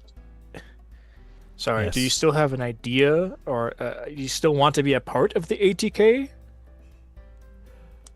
Absolutely, because it gives me a position to operate from. Okay. If they ask you to step down from your post, what if they wish to install their own leader here? Would it be Krim? They might do that. I could see Krim trying to take the glory of the conquest for himself. I could see him imprisoning me for the, as you said, the treason that I have committed in taking command of this place for our own group. To be honest, I did not think Commander Krim would be coming here. There is far too much to do in the city. I must have underestimated the importance of this outpost. It seems almost more like an easy picking for him than a desire for the region. It's probably just the power it holds. There is, but I have questions about that because of what I've heard about what they have discovered within Sugar Bowl, an ancient evil, something of tremendous power, something that is alive. And I think that they are trying to dig it up. That's what I had hoped to look into. Do you think 2 hours is long enough to get in contact with the Drow and have them help us assassinate Krim? The drow who we humiliated? Well, we killed their people and they didn't get away, so who knows what they know. And a juicy target like Krim may be too good to pass up. And they have a whole platoon of people coming after that may mop up the drow. I'm throwing things out there, you know. I like the way that you think, Durian. That's an interesting proposal. I must admit, sabotage is not my specialty. I mean, swordplay I am okay at, and making friends, very good, but I don't know. The greater intricacies of this confound me somewhat. How much is a platoon again? First platoon is made up of 20 to 25 soldiers. Oh, that's not too bad. Well, they are elite and well-seasoned soldiers with the power of Krim behind them. Look, I have faith in you all, but if we were to stand against them, I know that most of us would fall.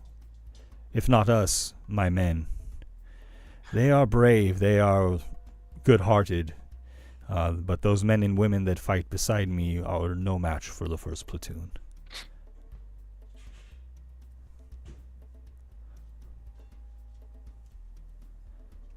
And right. I think if we were to set them aside through sheer numbers, we would be overrun. But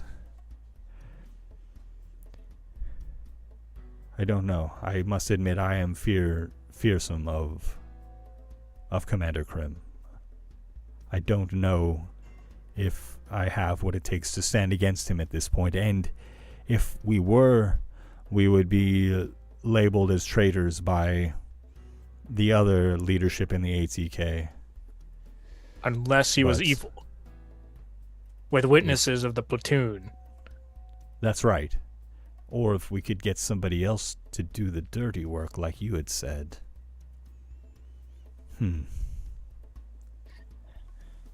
Petyr, do you have anything that could make him seem evil?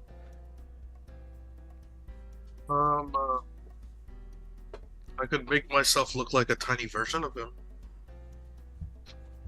All right. Well, that's not. Kevin laughs as well. I mean, a lot of evil people have, little minions, as it were. A mini-me, if you will. Yes, like a miniature him. That's what it is. Yes. I must admit, your concern over the altar room, that is at the forefront in my mind. If there's a way that we can, I don't know. Obfuscate it? Yes, if we could in some way hide it, so that he doesn't have access to the altar, so that maybe he doesn't know that there was one here. I don't know. Does he show any magical capabilities, him or his platoon? Is there any spellcasters?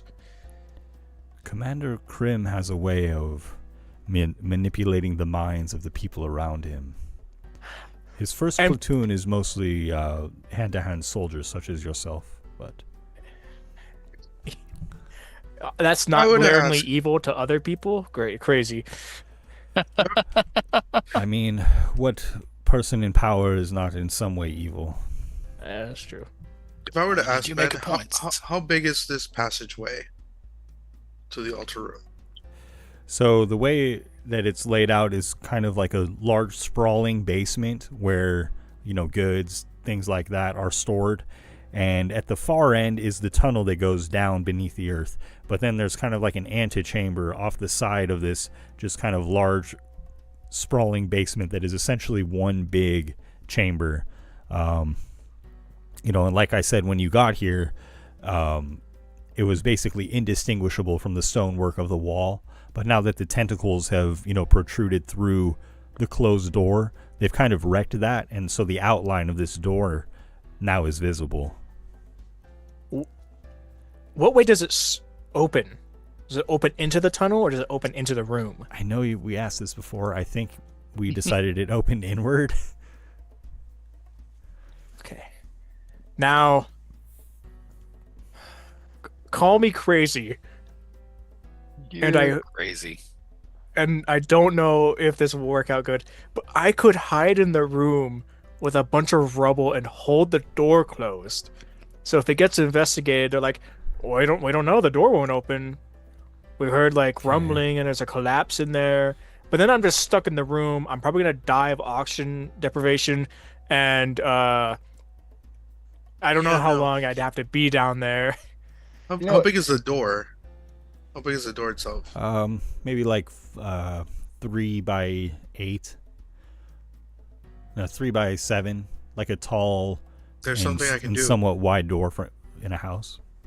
There's something I can do, but it burns a big chunk of my power. Well, So what could you do? It won't be available later, but it might avoid a fight tonight. I'm gonna hold out my handspan, and I'm gonna burn my only 5th level slot to cast Wall of Stone. Oh. Okay, and we'll just say that the conversation has migrated to the basement then? Okay.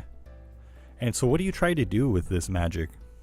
So Wall stone is good. So if I concentrate on it for more than a minute, it becomes a permanent wall, like a physical barrier, no magical enchantment to be felt. So what I'm trying to do is basically creating the 10-foot by 20-foot panels to try to create like a slab of stone in front of this door to make it look like it's just a dead end, and trying to shape it into the rest of the stonework here to try to make it look as natural as possible. Okay. And you can make 10 by 10 panels. And I'm gonna try to I'm trying to make this as thick as possible, so even if it is discovered, it's going to slow them down at least a bit. Okay. You could even layer it on top of each other. That's exactly what I'm doing. Yeah, you could make essentially, 2 of these 10 by 10 panels do you want it to stretch across the entire wall so that it's indistinguishable from the rest of that wall? Exactly. Yeah. Trying to blend it in as much as I can. Okay. You do so and focus on this spell. Commander Hawkins turns to the guards that are in the room and says, "Say nothing of this. Forget that you've seen this."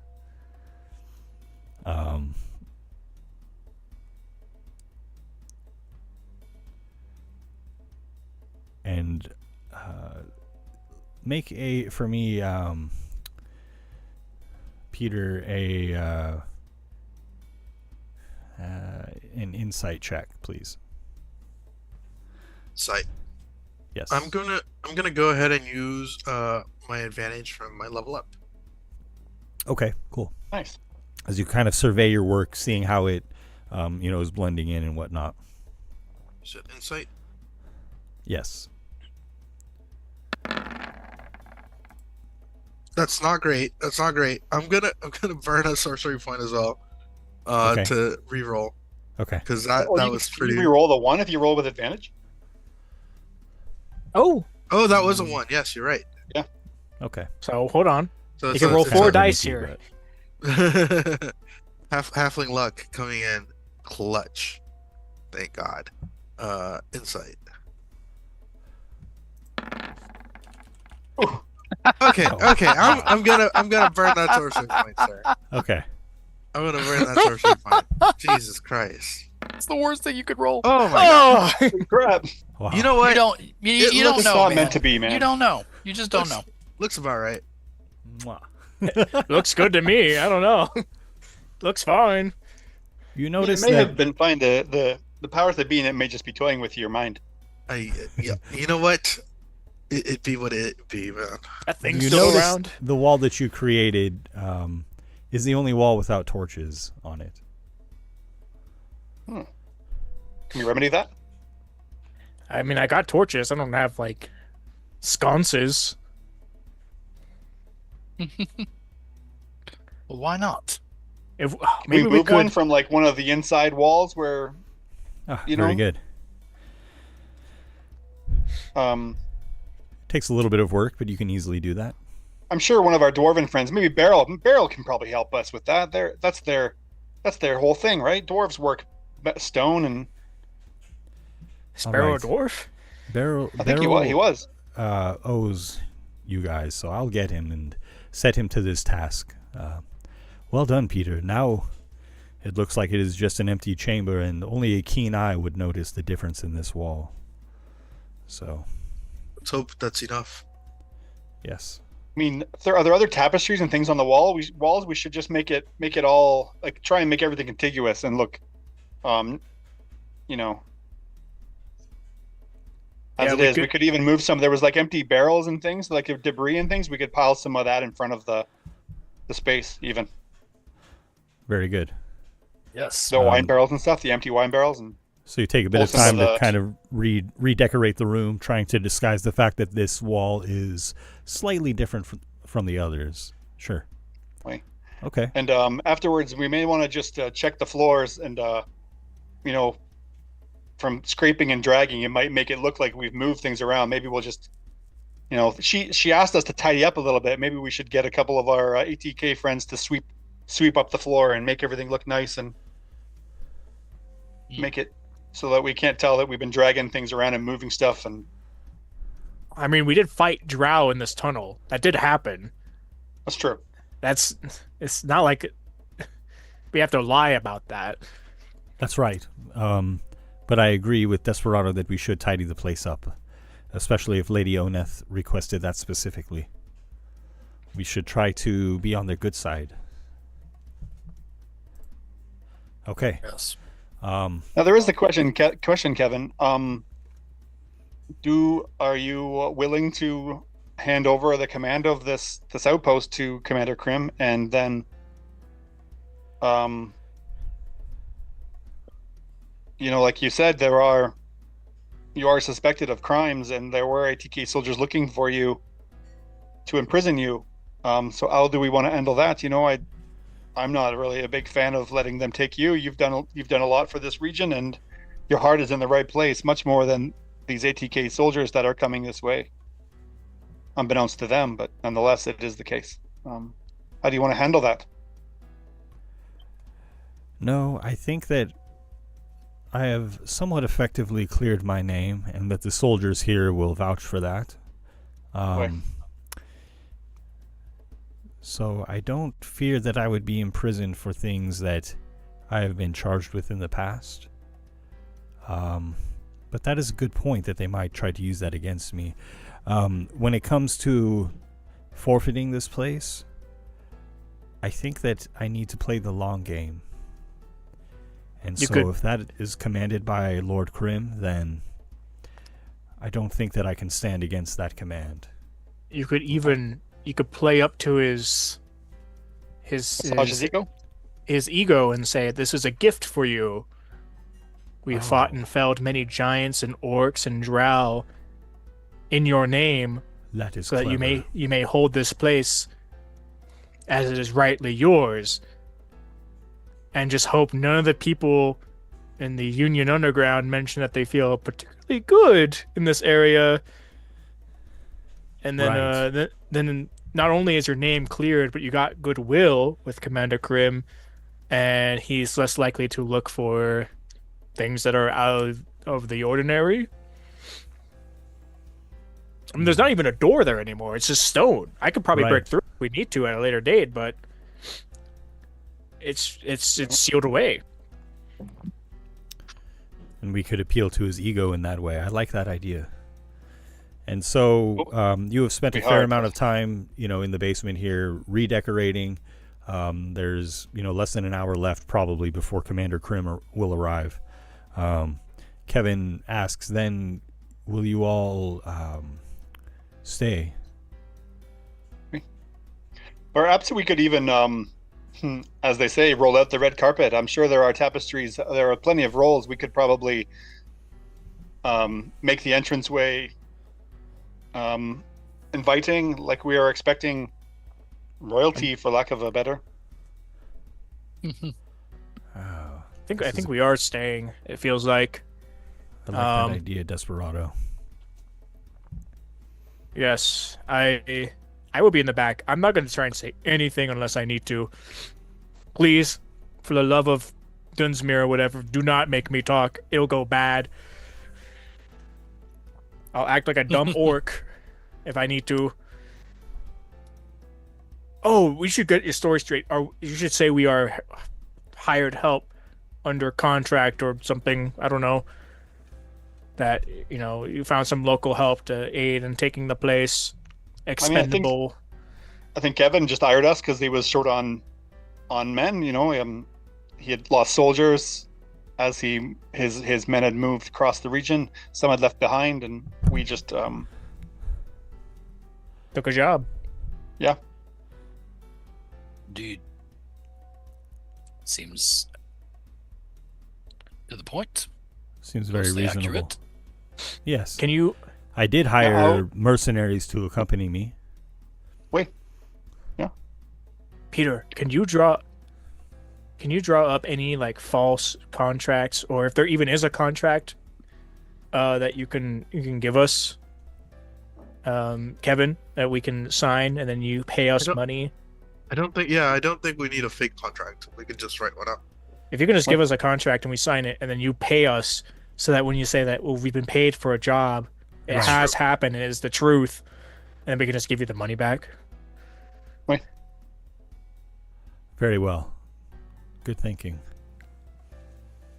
And then when the question comes up about a source or some power being here, we haven't found it. If it does exist, is that fair to say?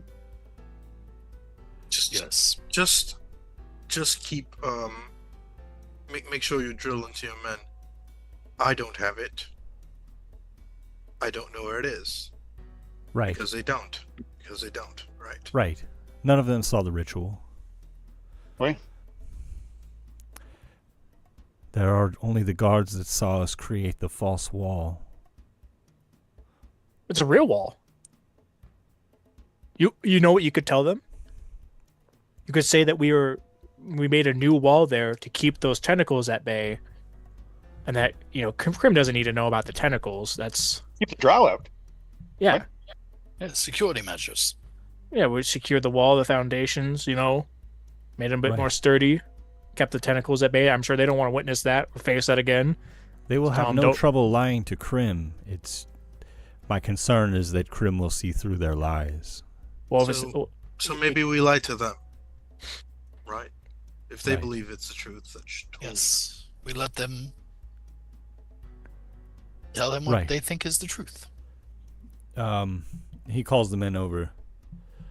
Petyr, because they are guarding the basement, will you explain to these men why you created the wall in the basement?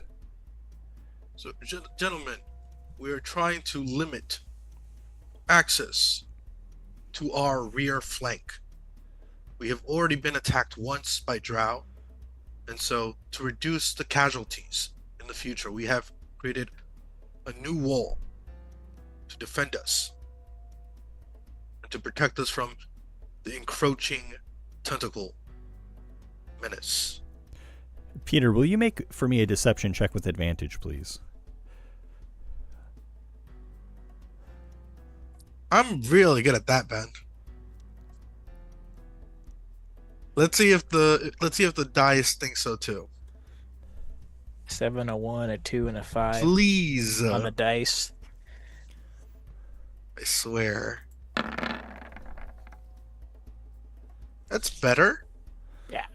You're right, fine. of course. They just seem to agree and take you at your word. Okay. If I may, my friends, I feel the mention of the tentacles and the Girabosh trying to encroach on this place opens up more questions that can only lead back to the presence of a source of power. I feel maybe we just stick with the line on blocking off our rear flank from the drow. Yes. I agree. I think that's the simplest story. It's plausible. It's easy. There are probably drow bodies lying outside or somewhere. Yeah, I moved a lot of them. There's a lot of bodies out there, of many kinds. I put them kind of behind the building a little bit. I think if we can put more heads on pikes, that would be fitting welcome for Commander Krim as well. That's a good Oh, one. yes, we could do Drow that. heads? Sure. Right? All right. I mean, what do you got? I'll do the bloody work then. I'll see you. So, you guys have made a number of preparations for Commander Krim's arrival. And why don't we take a break here, and when we resume, we will see how that goes. Sounds good. Yep. Very well. I'll tell you my story. But I do hope you're clever enough to understand that every tale I'm we're trying to do telling my is happening best at to make it so I don't have to say I'm a Petyr lie. Underleaf, born in the gutters of a city that burned, but reborn from the ashes of men too proud to look beneath their own boots. Gold changes hands easily when whispered promises come with a smile, and a dagger behind the curtain. I built empires on secrets, toppled houses with forged letters, and seduced my way half the nobility with nothing but charm and conveniently timed scandals. And yet here I am, see. The Fae, those glittered-eye monsters draped in beauty, don't just steal children or mislead lost travelers. No, they steal stories, and I was too interesting to resist. One moment I was slipping poison into the goblet of a lord's masquerade, and the next I woke in groves of singing trees, the ground breathing beneath me, and a voice like moonlight in my skull. Call it the court of glass, the theater of torment and Fae wager on more. They were as if they were chess pieces. Now I fight with not sword or strength, but the most dangerous weapon I possess, my mind. I intend to survive this ridiculous game, not just survive, thrive. I've already begun sowing seeds among lesser archfey, whispering doubts, stoking rivalries, and even here power has cracks, and I plan to climb through them.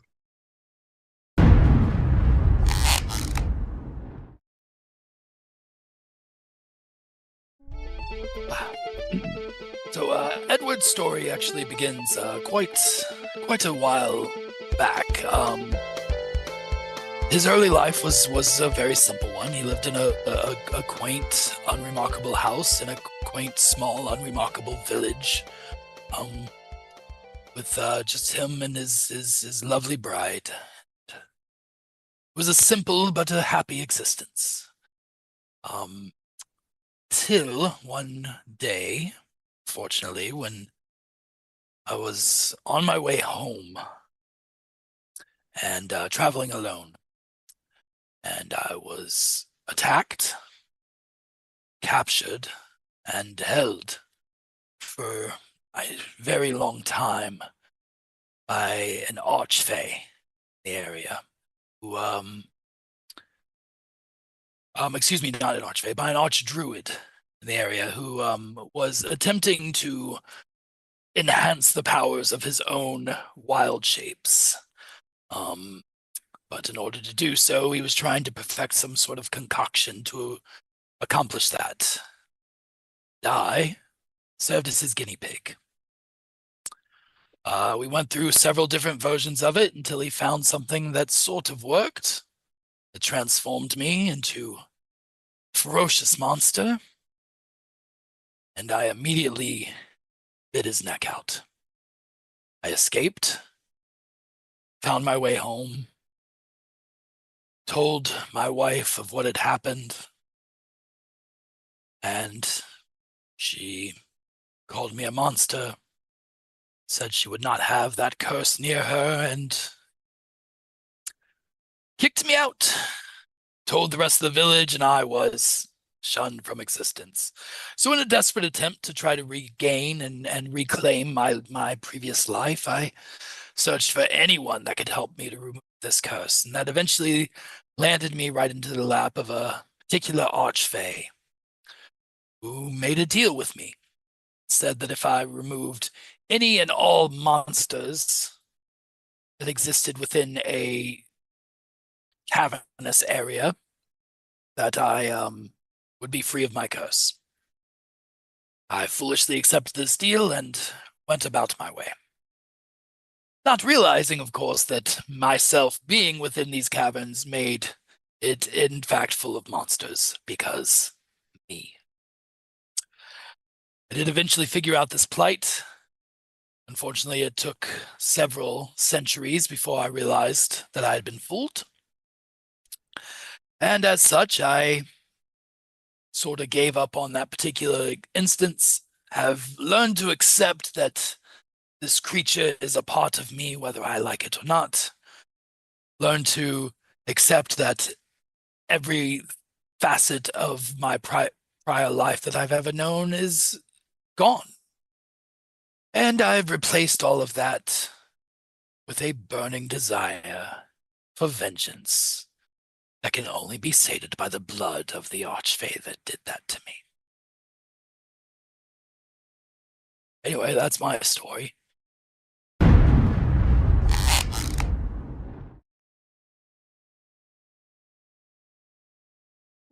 So usually these sorts of stories begin with a young, jovial character thrust into a life-changing scenario, setting them on some kind of unplanned trajectory.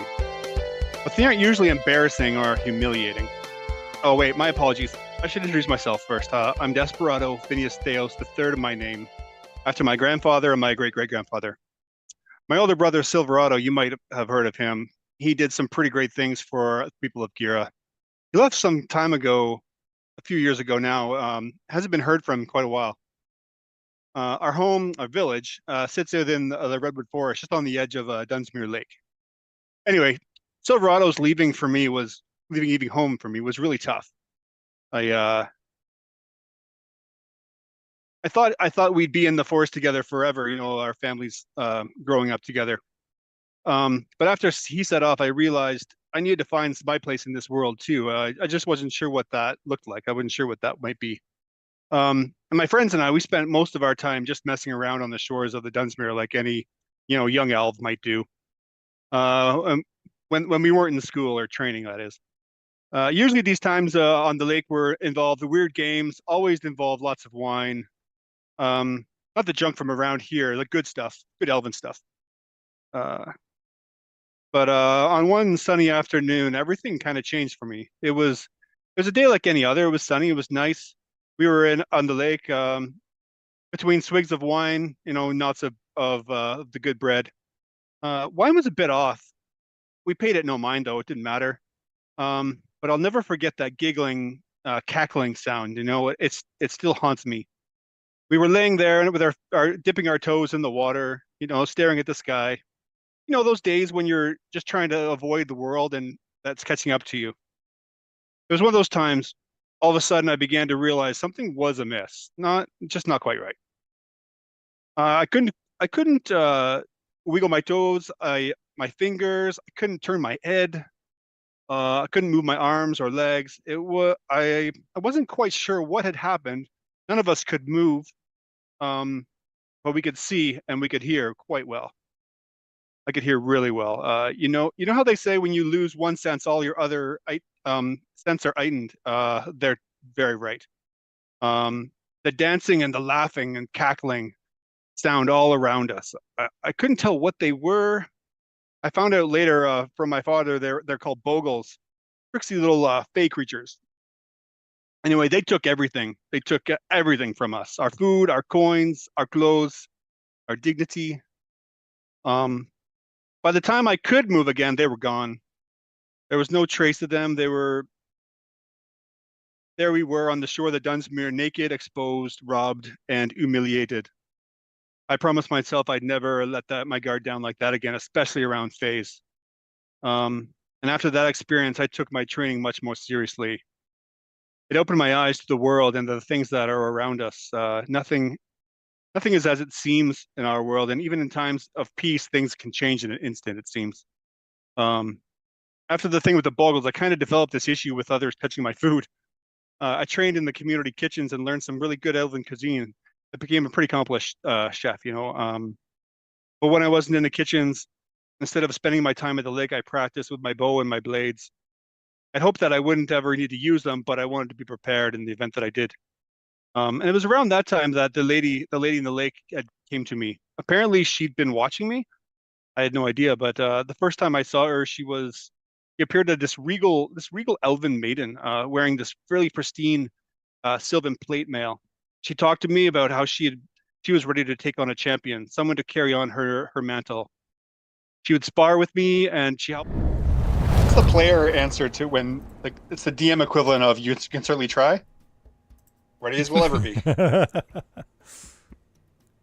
Oh, Jason, I noticed you had asked me about Dunsmuir.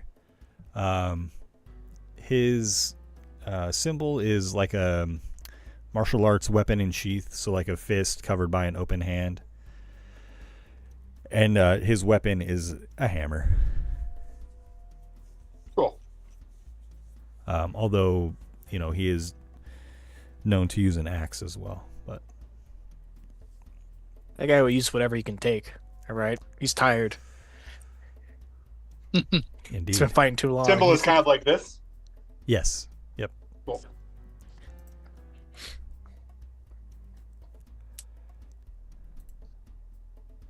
And so you have all made your preparations. Some planning has gone into this. You have rolled out the red carpet quite literally. And you hear the approach of the first platoon marching in unison. And as you look out, you see Commander Krim leading them. He's dressed in full plate, wearing the colors of the ATK. He has a large, well-greased beard and long, thick hair that's pulled back and kind of drapes upon his shoulders. As he approaches and comes closer to the Weavery, you see that his eyes are a striking dark crimson color, and sometimes they flash gold when the light hits them at a certain angle.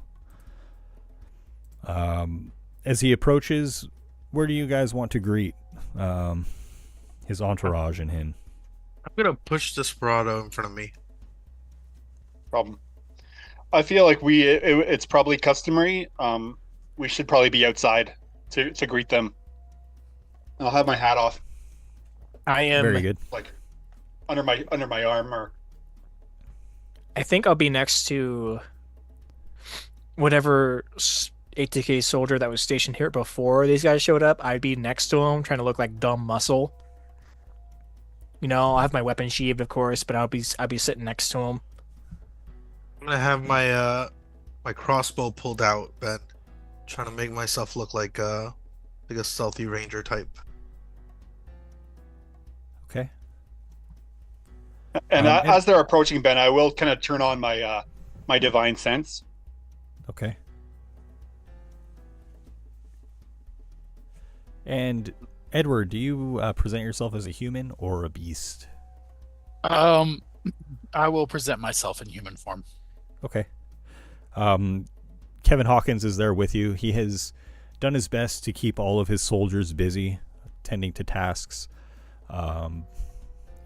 They're either on watch, cleaning and organizing the place, or making themselves look busy. And as Krim approaches, he looks at the group of you. He stops, halts his men, nods, and clasps his hands together briefly before they disappear again behind him, and he says, "I'm looking forward to a meal. What have you prepared for me?"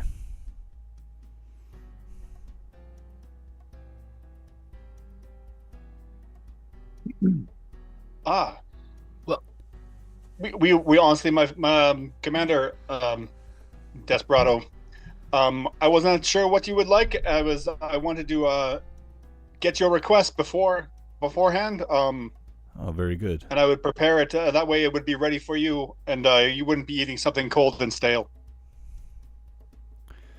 Do you have any fresh meat?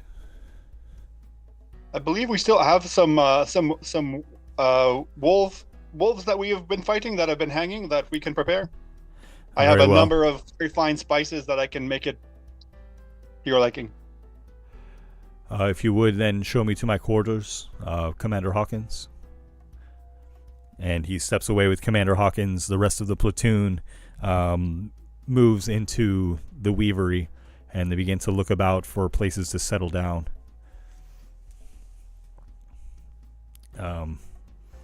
Commander Hawkins returns to the group of you after showing Krim to the private office that Oneth had requested for him. And he says, Desperado, good thinking. I didn't even think to have a meal ready for them. We need to find a place for them to bunk down. I'll set my soldiers to that. Should I set to cooking? I hope to be available for parley, but perhaps that is important. And maybe we can discuss over a meal. Yes, that sounds like a good idea. He did say he would take his meal in his private quarters, so. Okay. I will hop to that then, trying to prepare something Kevin good. Looks about a bit panicked.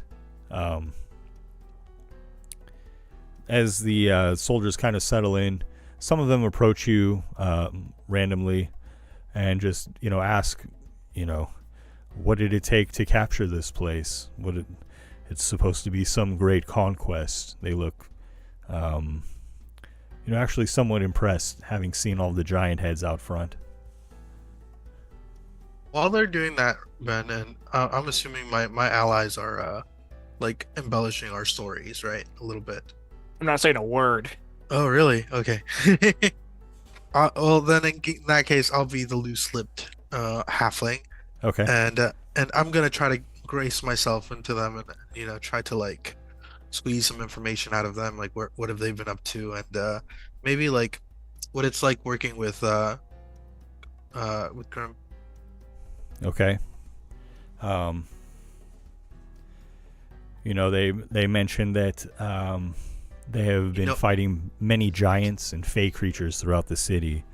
And will you make an insight check for me, Peter? Yes. Trying to see what kind of people they have, and maybe what their experiences have been so far. Sure. They all seem well outfitted and wearing, anywhere from chainmail to full plate. So clearly better paid than the average ATK fighter that we've seen so far. Right, and they are called First Platoon, so that is, some station of some rank. Insight, you said? Yes, please. That's going to be not terrible, not great. Yeah, a 9. Okay. Your 9. Your observations are that they seem to have fought many battles, but among them, they do not mention fighting any undead. Although you know that the undead are a prevalent force within the city. We've definitely come across them many times. I'll bring that up, that discrepancy. Forget the Ball of the Dead, remember? Surely you've faced your fair share of necromancers and undead. Well, maybe they've heard of our exploits and are seeking to avoid us. I mean, of course, from time to time, we've cut them down, but nothing of substance. And, Peter, will you make, for me again, an insight check? That seems very... Because, for us, they were everywhere. I remember that. Right. We could not get away from them. Another insight? Yes, please. Much better. Yeah. And as you said, that seems very odd. The fact that the undead are so prominent in the city and that they speak of them almost, as a second thought. Something's off about that. I'll connect to my allies. If I can see Desperado, I'll let him know. Sure. And while I'm doing that, Ben, do they seem to have any loose change? Should never given him those gloves. I mean, Are you going to try Are to you rob kidding, some of the dude? This is soldiers? fantastic. Well, I'm trying to pass myself off as a mercenary. I feel like I'd be giving myself up if I didn't try. Okay, well, as you wish. He's got to fit the stereotype of a thief halfling, you know. Yeah. What kind of situation are you looking to take advantage of here? I know they're asking like questions about us. Sure. Specifically, right? So I'll give them like some juicy like storytelling bits about how we repelled waves and waves of giants one after the next, and how we were forced to turn back and fight some elves at the same time, and how we were able to still repel them. That's a lot of giants out front. Which one of you killed them? Which one of you killed the most? That would be my friend Durian over here. It's kind of grunt. Mighty warrior. I know him. You'd have a hard time finding an equal. I just smile. Though you see one with the claws and the claw marks on their bellies, that's our friend Edward. And I just picture a group of you and soldiers like gathered around the grill that Desperado's manning, like at a barbecue, you know. And I'm trying to get them like really. I'm trying to build up these guys so that they're more interested in them and asking them questions. That frees me up, you know, a little bit to do my work. Peter, make a charisma check for me, please. Just straight charisma. Charisma. Okay. See that Riz, baby. At some point in here, Ben, I would probably beckon Kevin over to having Commander Krim's meal prepared. He should eat first, obviously. Okay, very good. I'm pretty charisma. And it's probably fitting for him to deliver that. Sorry, I interrupted you guys. No, you're good. Peter, you help your friends impress the soldiers. Durian doing a lot of grunting as you talk him up. Desperado, you know, as he's turning the meat and doing what needs to be done. You know, supplying his share of details. And Edward, are you with the group of them as well? Yeah, I'm standing behind Desperado, watching him grill, and just like kind of being judgmental about it a little bit. Just be like, yeah, you should probably flip that one. It's gonna get dry. I love it. We all know that guy. Okay. I love that guy. The soldier's like, oh, this is real. This is no way this is fake. As we're kind of talking all this, Ben, I think my point in this would be to kind of lift up Kevin Hawkins' command ability and how he looks after his soldiers and cares for them, and how he doesn't let up. You know, he's the first one in, the last one out. That kind of thing. Like he beheaded a giant. Some of the soldiers grunt. We heard he was a coward. But, hearing this, make a persuasion check, Desperado. Yeah, you're there as well, Peter. Hearing this, I'm gonna switch my target, Ben. Okay. That guy who said that. Wow. But what do his pockets look like? He, you know, at first he's saying what he initially thought of Kevin Hawkins, and then kind of has a change in his tune as far as what it sounds like. He fought valiantly here. And Peter, make for me a sleight of hand check, please. I'm really good at those too, Ben. Someone has to ruin the party here. We'll see. I mean, I feel like I could talk my way out of it if I have to. Sure. Feels like a win-win because if he wins, he gets gold. If he doesn't win, I mean, it was very unlikely. Nobody saw him. So what color underwear was he wearing? He's wearing Wranglers. Crimson tighty whities. You find a coin purse, and it feels like it has, you know, probably 35 gold coins in it. No, well, it had that many. Do you take the whole purse or just the coins out of it? Well, if seeing how good I am, Ben, can I replace those gold coins with copper? Yes. Wow, with a 31, dude. You remember that scene in Ninja Turtles where he had to take all the bells off the dummy? Oh yes. Oh yeah. That's what a 31 stealth roll is. Let's just say I'm very good at my work. Yeah, nobody else, even your allies, don't notice this happening.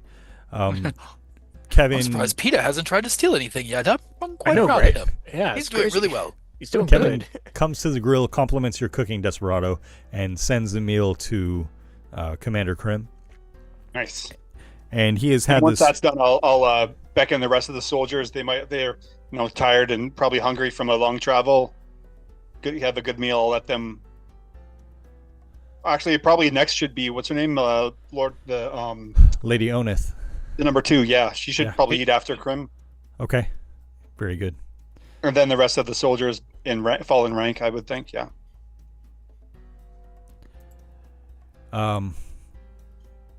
Everybody seems to enjoy the meal. It is better than they expected. The lodgings, however, are not much to speak of. Perhaps Lady Oneth overlooked, forewarning you to prepare lodgings. Nonetheless, Krim emerges from his private quarters. He seems satisfied. He has a flagon of ale, and orders his platoon to open up another keg for the men and to be shared by everybody. Now he wears a chain shirt in lieu of his breastplate, and he approaches the group of you, kind of just overseeing the distribution of the food, somewhat relaxing. Although these men are pompous, they do enjoy sharing in, the reverie of battle, and, have enjoyed talking about their own exploits and the victory that you guys have had here. He approaches. "You've done fine work here, Commander Hawkins. I commend you. I will endorse you for promotion." Commander Hawkins, as Durian had suggested earlier, says, "Of course, and let me present to you this Weavery as a gift, as your own conquest," he says as he bows. Commander Krim seems just kind of caught off guard by this offering and nods approvingly. He asks Kevin Hawkins, "Did you find a lockstone here?" Kevin Hawkins says, "I did not." Commander Krim's head cocks as though he says, "Interesting." And Krim's piercing red eyes focus on each of you individually. And he looks at you, Durian. I'm thinking about the meat. "What about you, Durian? Was it? Did you find a lockstone?" No. Durian looks and squints his eyes and does that thing where you look up into the air to try to remember. It's I don't think. No. What about you, Edward? Did you find a lockstone? Not sure what that is. Can I try to hide Ben at this point? Um, Now, I can hide behind any creature one size larger than I. So I'm just gonna try to use my natural stealthiness to hide behind maybe one of his men. Okay, make a stealth check for me, please, Petyr. Oh, buddy. As you kind of try to make yourself not seen, not a part of this conversation. Not a part of this conversation at all. Get this guy out of here. Me? This guy? You got the Riz, man. We need you. This guy? Where are you going? Nah, Desperado has it. He's good. This guy? Edward, if you would please, and Durian, both of you make deception checks for me, please. Can I make it with advantage? Because I earnestly do not remember. Joel, this is your fault. You guys got this, right? You don't I don't remember if you discovered a lockstone? Honestly, was- I don't. Me personally, the player, I don't remember who got it. I remember I was definitely involved. Right. You said it was deception? Yes, please. Durian's being purely technically. Technically, he didn't have the lockstone. Well, I mean, I'm using inspiration. It will not be a disadvantage, Durian. If I knew who found it first, and I could say earnestly that I didn't find it, because then that would be the truth. Wait, did you say we had roll at disadvantage? No. Oh. No, he's just playing around with me. All right. Well, I'm using my one of my inspirations on this one. I don't have any help. Okay. That's pretty good for me. It's pretty good for me. Pretty good for both of us, honestly. Yeah, hell yeah, man. 14 from Durian and 18 from Edward. Hey, it's an 8 and a 9 charisma over here. All right, you're lucky you got that. We're lucky you got. I'm surprised it got as good as we got. We have less charisma. I gotta teach you guys. Yeah, combined. I gotta teach you guys how to lie better. Can I get proficiency from you, Peter? Can you train me? Sorry, my computer's going a little bit slow for the moment. I feel like there's dice roll coming. I'm gonna write a book, How to Lie for Dummies. Commander Ken this. Continues I feel like it's to one of those smile, you either got it or you don't, isn't it? and his eyes narrow on you, Durian, and you feel him searching through your mind. If you would please make a wisdom saving throw. I know you're trying to disguise your surface thoughts with just thoughts of eating and whatnot. I believe you had said. Okay, I was hoping for that for the +3. Oh shit! Ooh. Hold up. Probably didn't do it. Before anyone does anything, let me look through my little list of all these martial feats that don't have any knowledge or part in the social conversation. No, I don't got anything. Is it too late for me to slip my ring of mind shielding onto him? Oh jeez. I thought about it earlier, but I didn't bring it up. I mean, it was Interesting near. that this place would not have an active lockstone. It seemed such a powerful source when the Drow held it. Well, we did fight a number of the Drow when they retreated back into their domains. It's possible that one of them had it when they were retreating. Yes, they did seem pretty adamant about maintaining their. There was multiple fronts we had access. between the giants coming from the mountains and the Drow from underground. It is quite possible they could have taken it in the fog of battle. It is possible. Then you think that the Drow have it? He focuses on you, Desperado.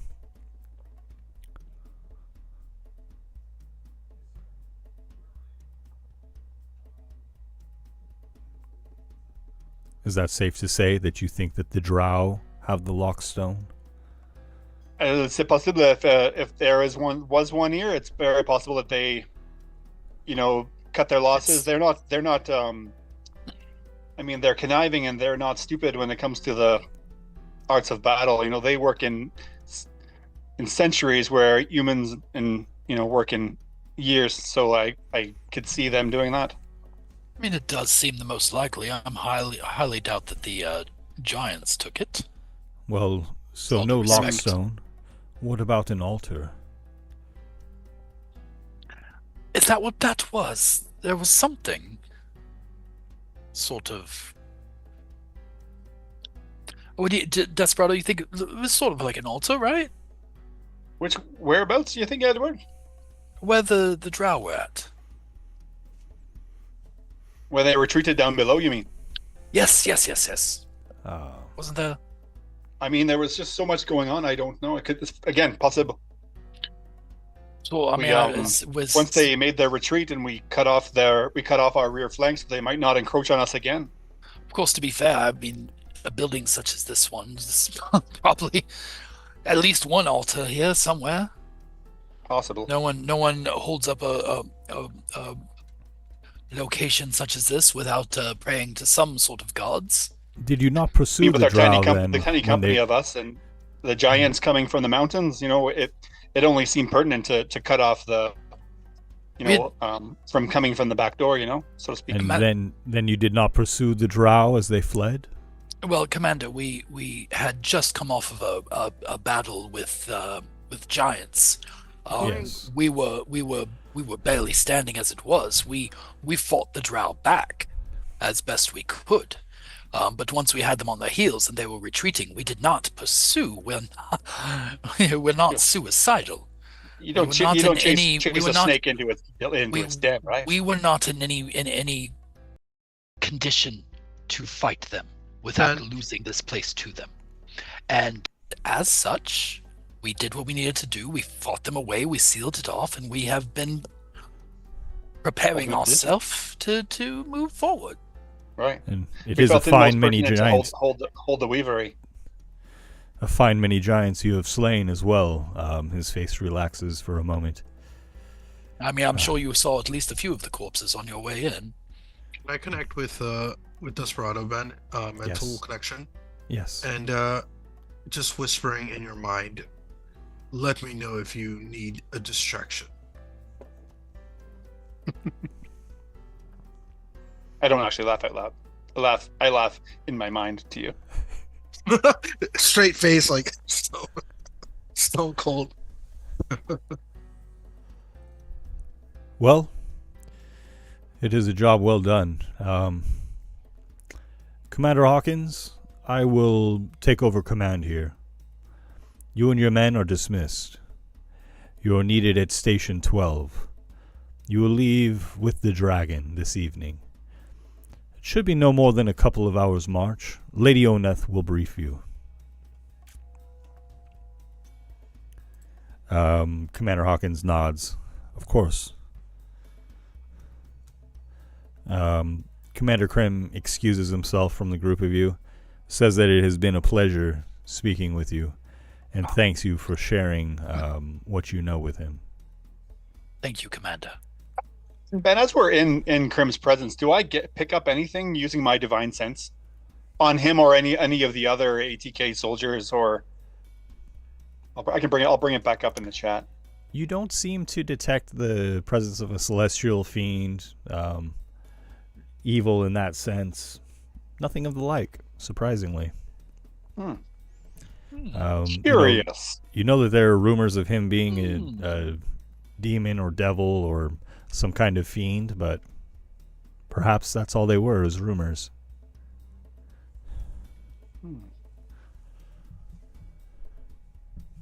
Well, can I go up to the guy that I stole the coins from? Yes.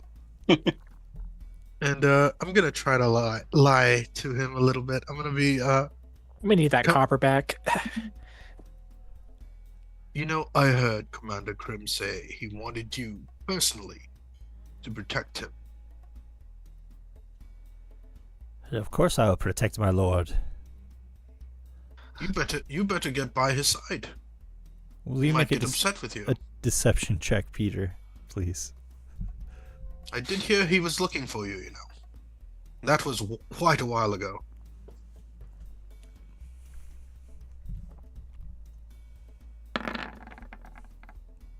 You see the soldier take to the side of Commander Krim, and Krim kind of side-eyes him as he continues walking amongst the men. He seems to have a good rapport with the first platoon, and you sense that he might be becoming just a little bit annoyed with the presence of this soldier.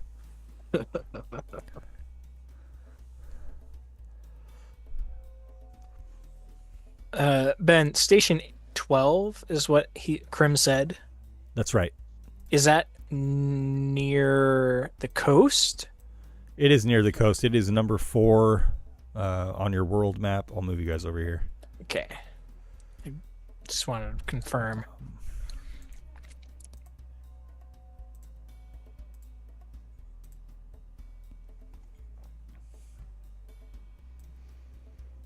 And after Commander Krim makes the rounds, he comes back to the group of you. So, then do you intend to continue on with Commander Hawkins? He has proven himself to be a fine leader, hasn't he? Adarian's just going to nod. Yes. Yes, indeed he has. I do believe we will continue on the way with him. He has my crossbow. If it please you, sir, what is that Station 12 that is of such high importance? If you don't mind me asking, what we're running into.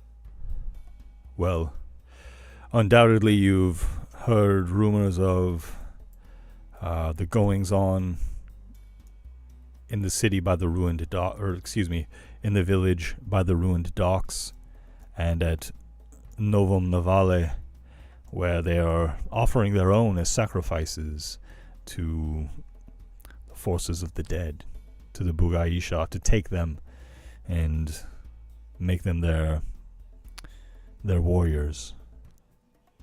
We need to do something about that. And they need more men because the place is becoming overrun. Not only that, shipments have stopped coming in.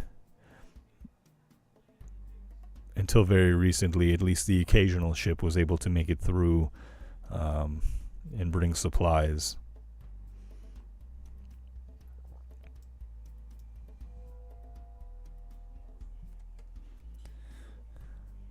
I'm sure Commander Hawkins would appreciate your help there. Lady Oneth will brief him on the situation there as well. Are we still connected, Peter, mentally? Or is that We kind are. of like... We are. Does it, kind of trying to respond to you, would this require a new contract? I feel like our contract with Kevin is complete. I wonder. We should definitely bring that up.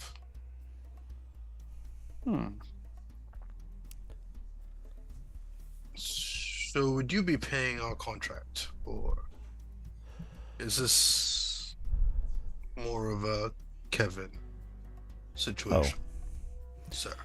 Well, the ATK always takes care of its mercenaries. I will discuss with Kevin what your terms were, and if you plan to accompany him in the future, I think that you are useful to the cause. So I'll see that you are paid well.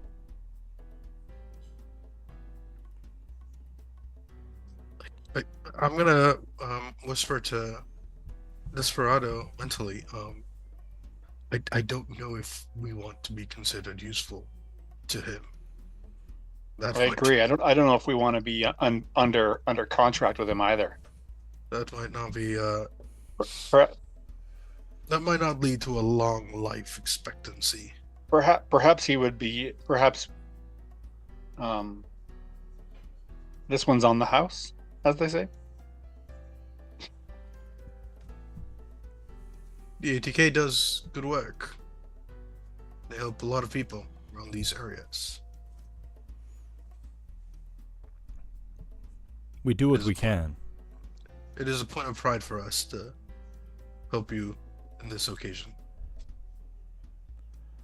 Of course. Well, if you will excuse me, it's been a long day, and again, a pleasure meeting with the group of you. I hope that we will see each other again. And then I'm just gonna whisper to Desperado again mentally. I truly hope we don't.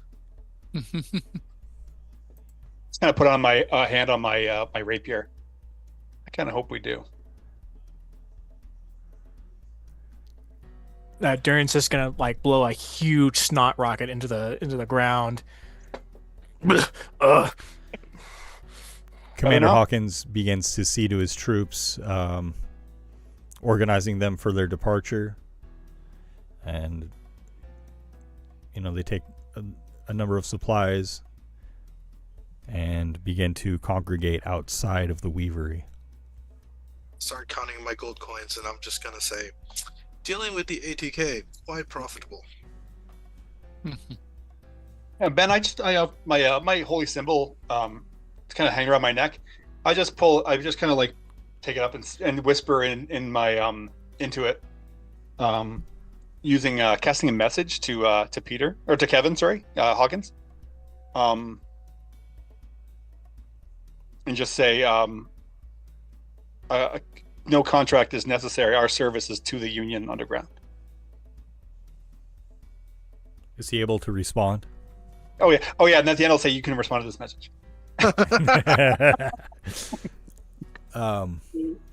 He says, "As you wish, but I would gladly have the ATK pay you for your troubles."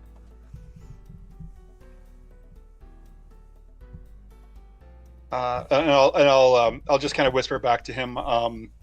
I only worry that there could be some sort of binding where we to, put pen to paper for this, and I don't want to be bound in any way to Krim. You can respond to this message. Very good. We will be making our way out now. As the dragon leaves, we will follow her. And then I'll proceed outside to join Kevin. Okay. If there's nothing else you wish to do with the Weavery, do you all as well join up with Kevin? Actually, there's one more thing I'd like to do, Ben. Okay. I'm going to burn 3 sorcery points to cast the message spell. Okay. And I do believe we have a potion on hold that we had collected some mushrooms for quite some while ago. Huh. It was a potion to stonify somebody. An old companion of mine. Okay.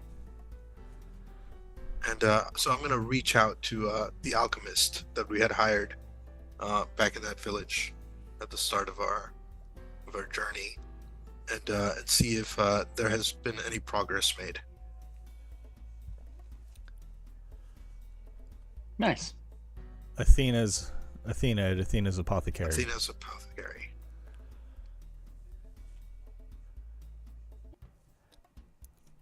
She I'm sorry, how may she respond? Is there a limit on the words? 25 words. She says, "I have a lead. It's worth a shot. Nothing solid, but I think that it will be worth your while, even if there is no cure there."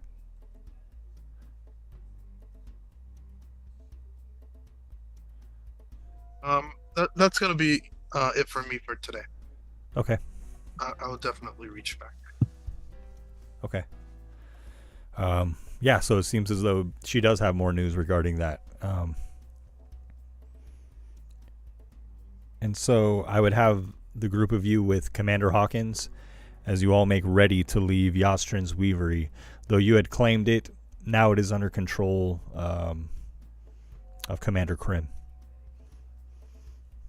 I might just grab some, after the meal is settled, Ben, anything that might be left, I might just package up what I can for us on the road. Sure. Discreetly. I don't want it to seem like I'm just like dining and dashing. Right. Well, I mean, to be fair, you were ordered to march at the end of the day, essentially, so that makes sense. Yeah, absolutely. When you meet up with Kevin, you all begin to walk south. Kevin kind of falls back in the ranks with the group of you to speak separate from the troops. He says, "I expected it to go something like that. Honestly, it's probably better than expected, but I have to admit, I do not want to waste my time at Station 12. However, I think it is important that I follow the orders of Commander Krim. I know that I've asked a lot of you, and I'm sure that you have your own desires to attend to, but would you be willing to go deeper into the Sugar Bowl for me to scout out what is going on there? It is only rumors that I've heard, but again, I think that is why Krim has taken advantage of our gain. If not, I understand. It is a lot to ask, and it will be dangerous. I just know that Bugaisha and giants alike are delving ever deeper into the crater. They're after something there. I know it.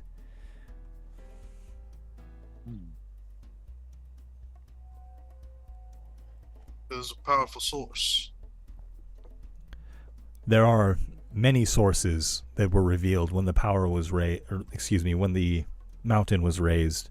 Among them, the Weavery was revealed.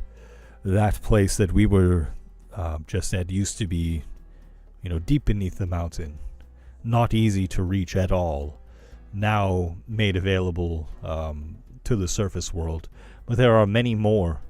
There is a reason that Anam built that mountain so high that he buried it in so many rocks, so that those places of power could not easily be captured. But now they are there. They are ripe for the taking, not only for giants, but for us, for our people. It is crucial that we gain some kind of foothold there. Not only that, but there is something deep within that crater, I know, that they are after. And I would hate for the giants to take command of it, or the Bugaisha to put it to their use and turn it against the people.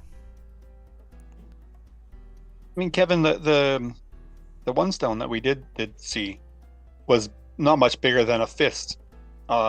Is it possible that there are other stones that are larger, and then I'm assuming greater power comes in a larger stone? Is it possible that something larger or much larger could have been buried there, and that is what they seek, or some other entity that sleeps? That could well be. I think that it would be the latter, because the stones are the tears of the primordial, and although at times it would weep more than others, those stones would be of relatively similar size, I would imagine.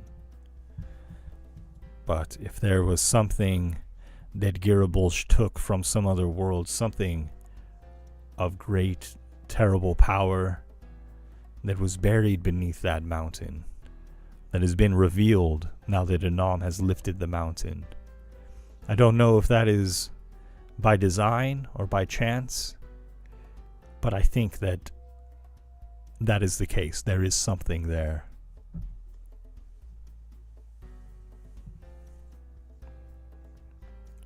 I know you have a lot to do, and I can see to this matter myself.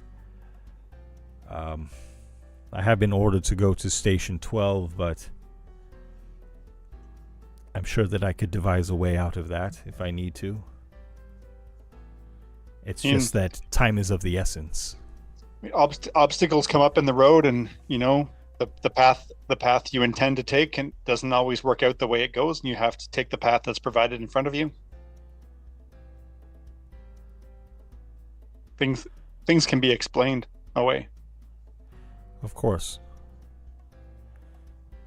And again, you have done so much for me already. If you have other duties to tend to, I understand. I was warning you, Kevin, as you traveling east, you may come across tree folk beings. They are hostile, but I don't believe that they are enemies. I believe that they could be allies should they understand what is truly going on here. That they are a part of this world too, and if they were to gain an understanding of what is going on, they could be a powerful ally. I would just warn you when you come across them. That this is my suspicion, at least.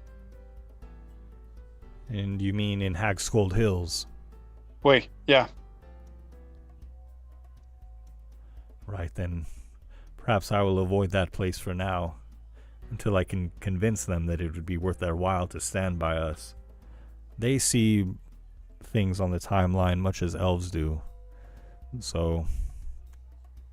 And also, I would say be mindful that with the fall of the dragon, it wouldn't surprise me if something else is, when a powerful being leaves, others try to come in and take its domain. could see it being a case where something else is trying to take over what the dragon once held. There's also some hags in the hills. There's a coven of there them, are so those. kind of watch out for that. Those bitches too, yeah. They too. They're not nice. Well, we will move quietly then through the rubble. Will you be joining us then on our way? We will stop at the Temple of the Moon to resupply and then continue south to Station 12. Will you join us, or will you do as I requested? How long was the walk back up here? Did I get to this place? Couple of hours. Weavery? I'm just thinking about trying to deliver the message to Silverado. Yeah. I mean, Otherwise, Kevin knows Silverado. yeah, but he course. instructed you. Yeah, this is Something true. weighs heavy on your mind then when it comes to Silverado. He seemed like he had no idea of what was going on. Or who And he was, eh?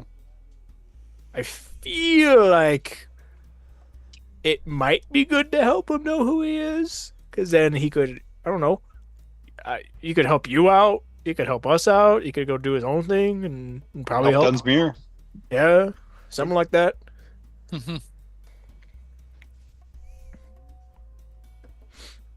Well, again, I have my own designs, and though we are allied in our cause, I wouldn't deign to, claim that I am the leader here.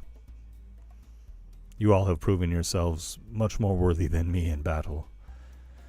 That damn overactive bladder.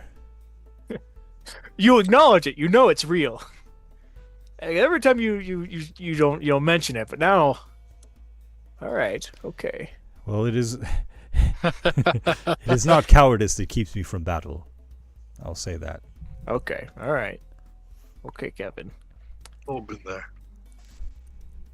What do you think, my friends? Should we could I think I investigate have. the Sugar Bowl, or should we go find Silverado? I personally feel like I want to go help Silverado, but Wait, Silverado is in the Feywild? no, he was, and he got taken from like a weird traveling, like town, something like that. I don't know, it You was guys crazy. recall when when you went back to where the Lady Jude's court was, there was nobody left there except for her upon a throne. So the whole court disbanded. Rumors say that Silverado is at the Face of Sorrow Theater. And that's marked 20 on your region map there. The theater is Which is also on the way to where Soulstrike, Kevin right? is going, right? It is. Kevin Yeah. is going was going to go to Station 12. Right. So it's either we stay here and investigate, or we go with Kevin to the coast and try and help out him and Silverado. I'm personally I'm up for going for Silverado. That's my vote. I mean, I feel like I owe it to Dunsmuir. He did bring me back from the brink of death. Oh yeah, that was a whole thing, Kevin. I don't know if we told you about that. It's crazy. Peter, I imagine Edward? stories were exchanged that night. Sounds like we don't have a choice. I mean, certainly don't want Dunsmuir to get on Dunsmuir's bad side. Very well. Perhaps we can meet after you tend to your business with Silverado. Maybe by that time I can free myself of my commitments to the ATK at Station 12 and somehow make the case that I need to journey north again, and we can all go together. Yes. Very well. Well, it is a long walk. Yeah, we've done it like 4 times. There is no other company that I'd rather have by my side. Very kind of you. And as you guys continue south, back to the city, with the intention of investigating the situation with Silverado at the Face of Sorrow Theater. The light that is the dragon leaves the sky. And there is no moon tonight, right? No. It's been, yeah, we just had the thing a night or so ago. Yeah. The moon was out a night ago. Yeah. So there I are the stopped keeping track of it because I didn't have to worry about it anymore. I know, right? And Doesn't matter to us. The vibrant colors of the night sky take over, and the journey continues. And we'll pick this up in a couple weeks, guys. On the 13th, we'll play again. Sounds good. Cool. Awesome. Good game. Woo! GG's, thanks, guys. Nice. Nothing like a little social combat. All right. Having it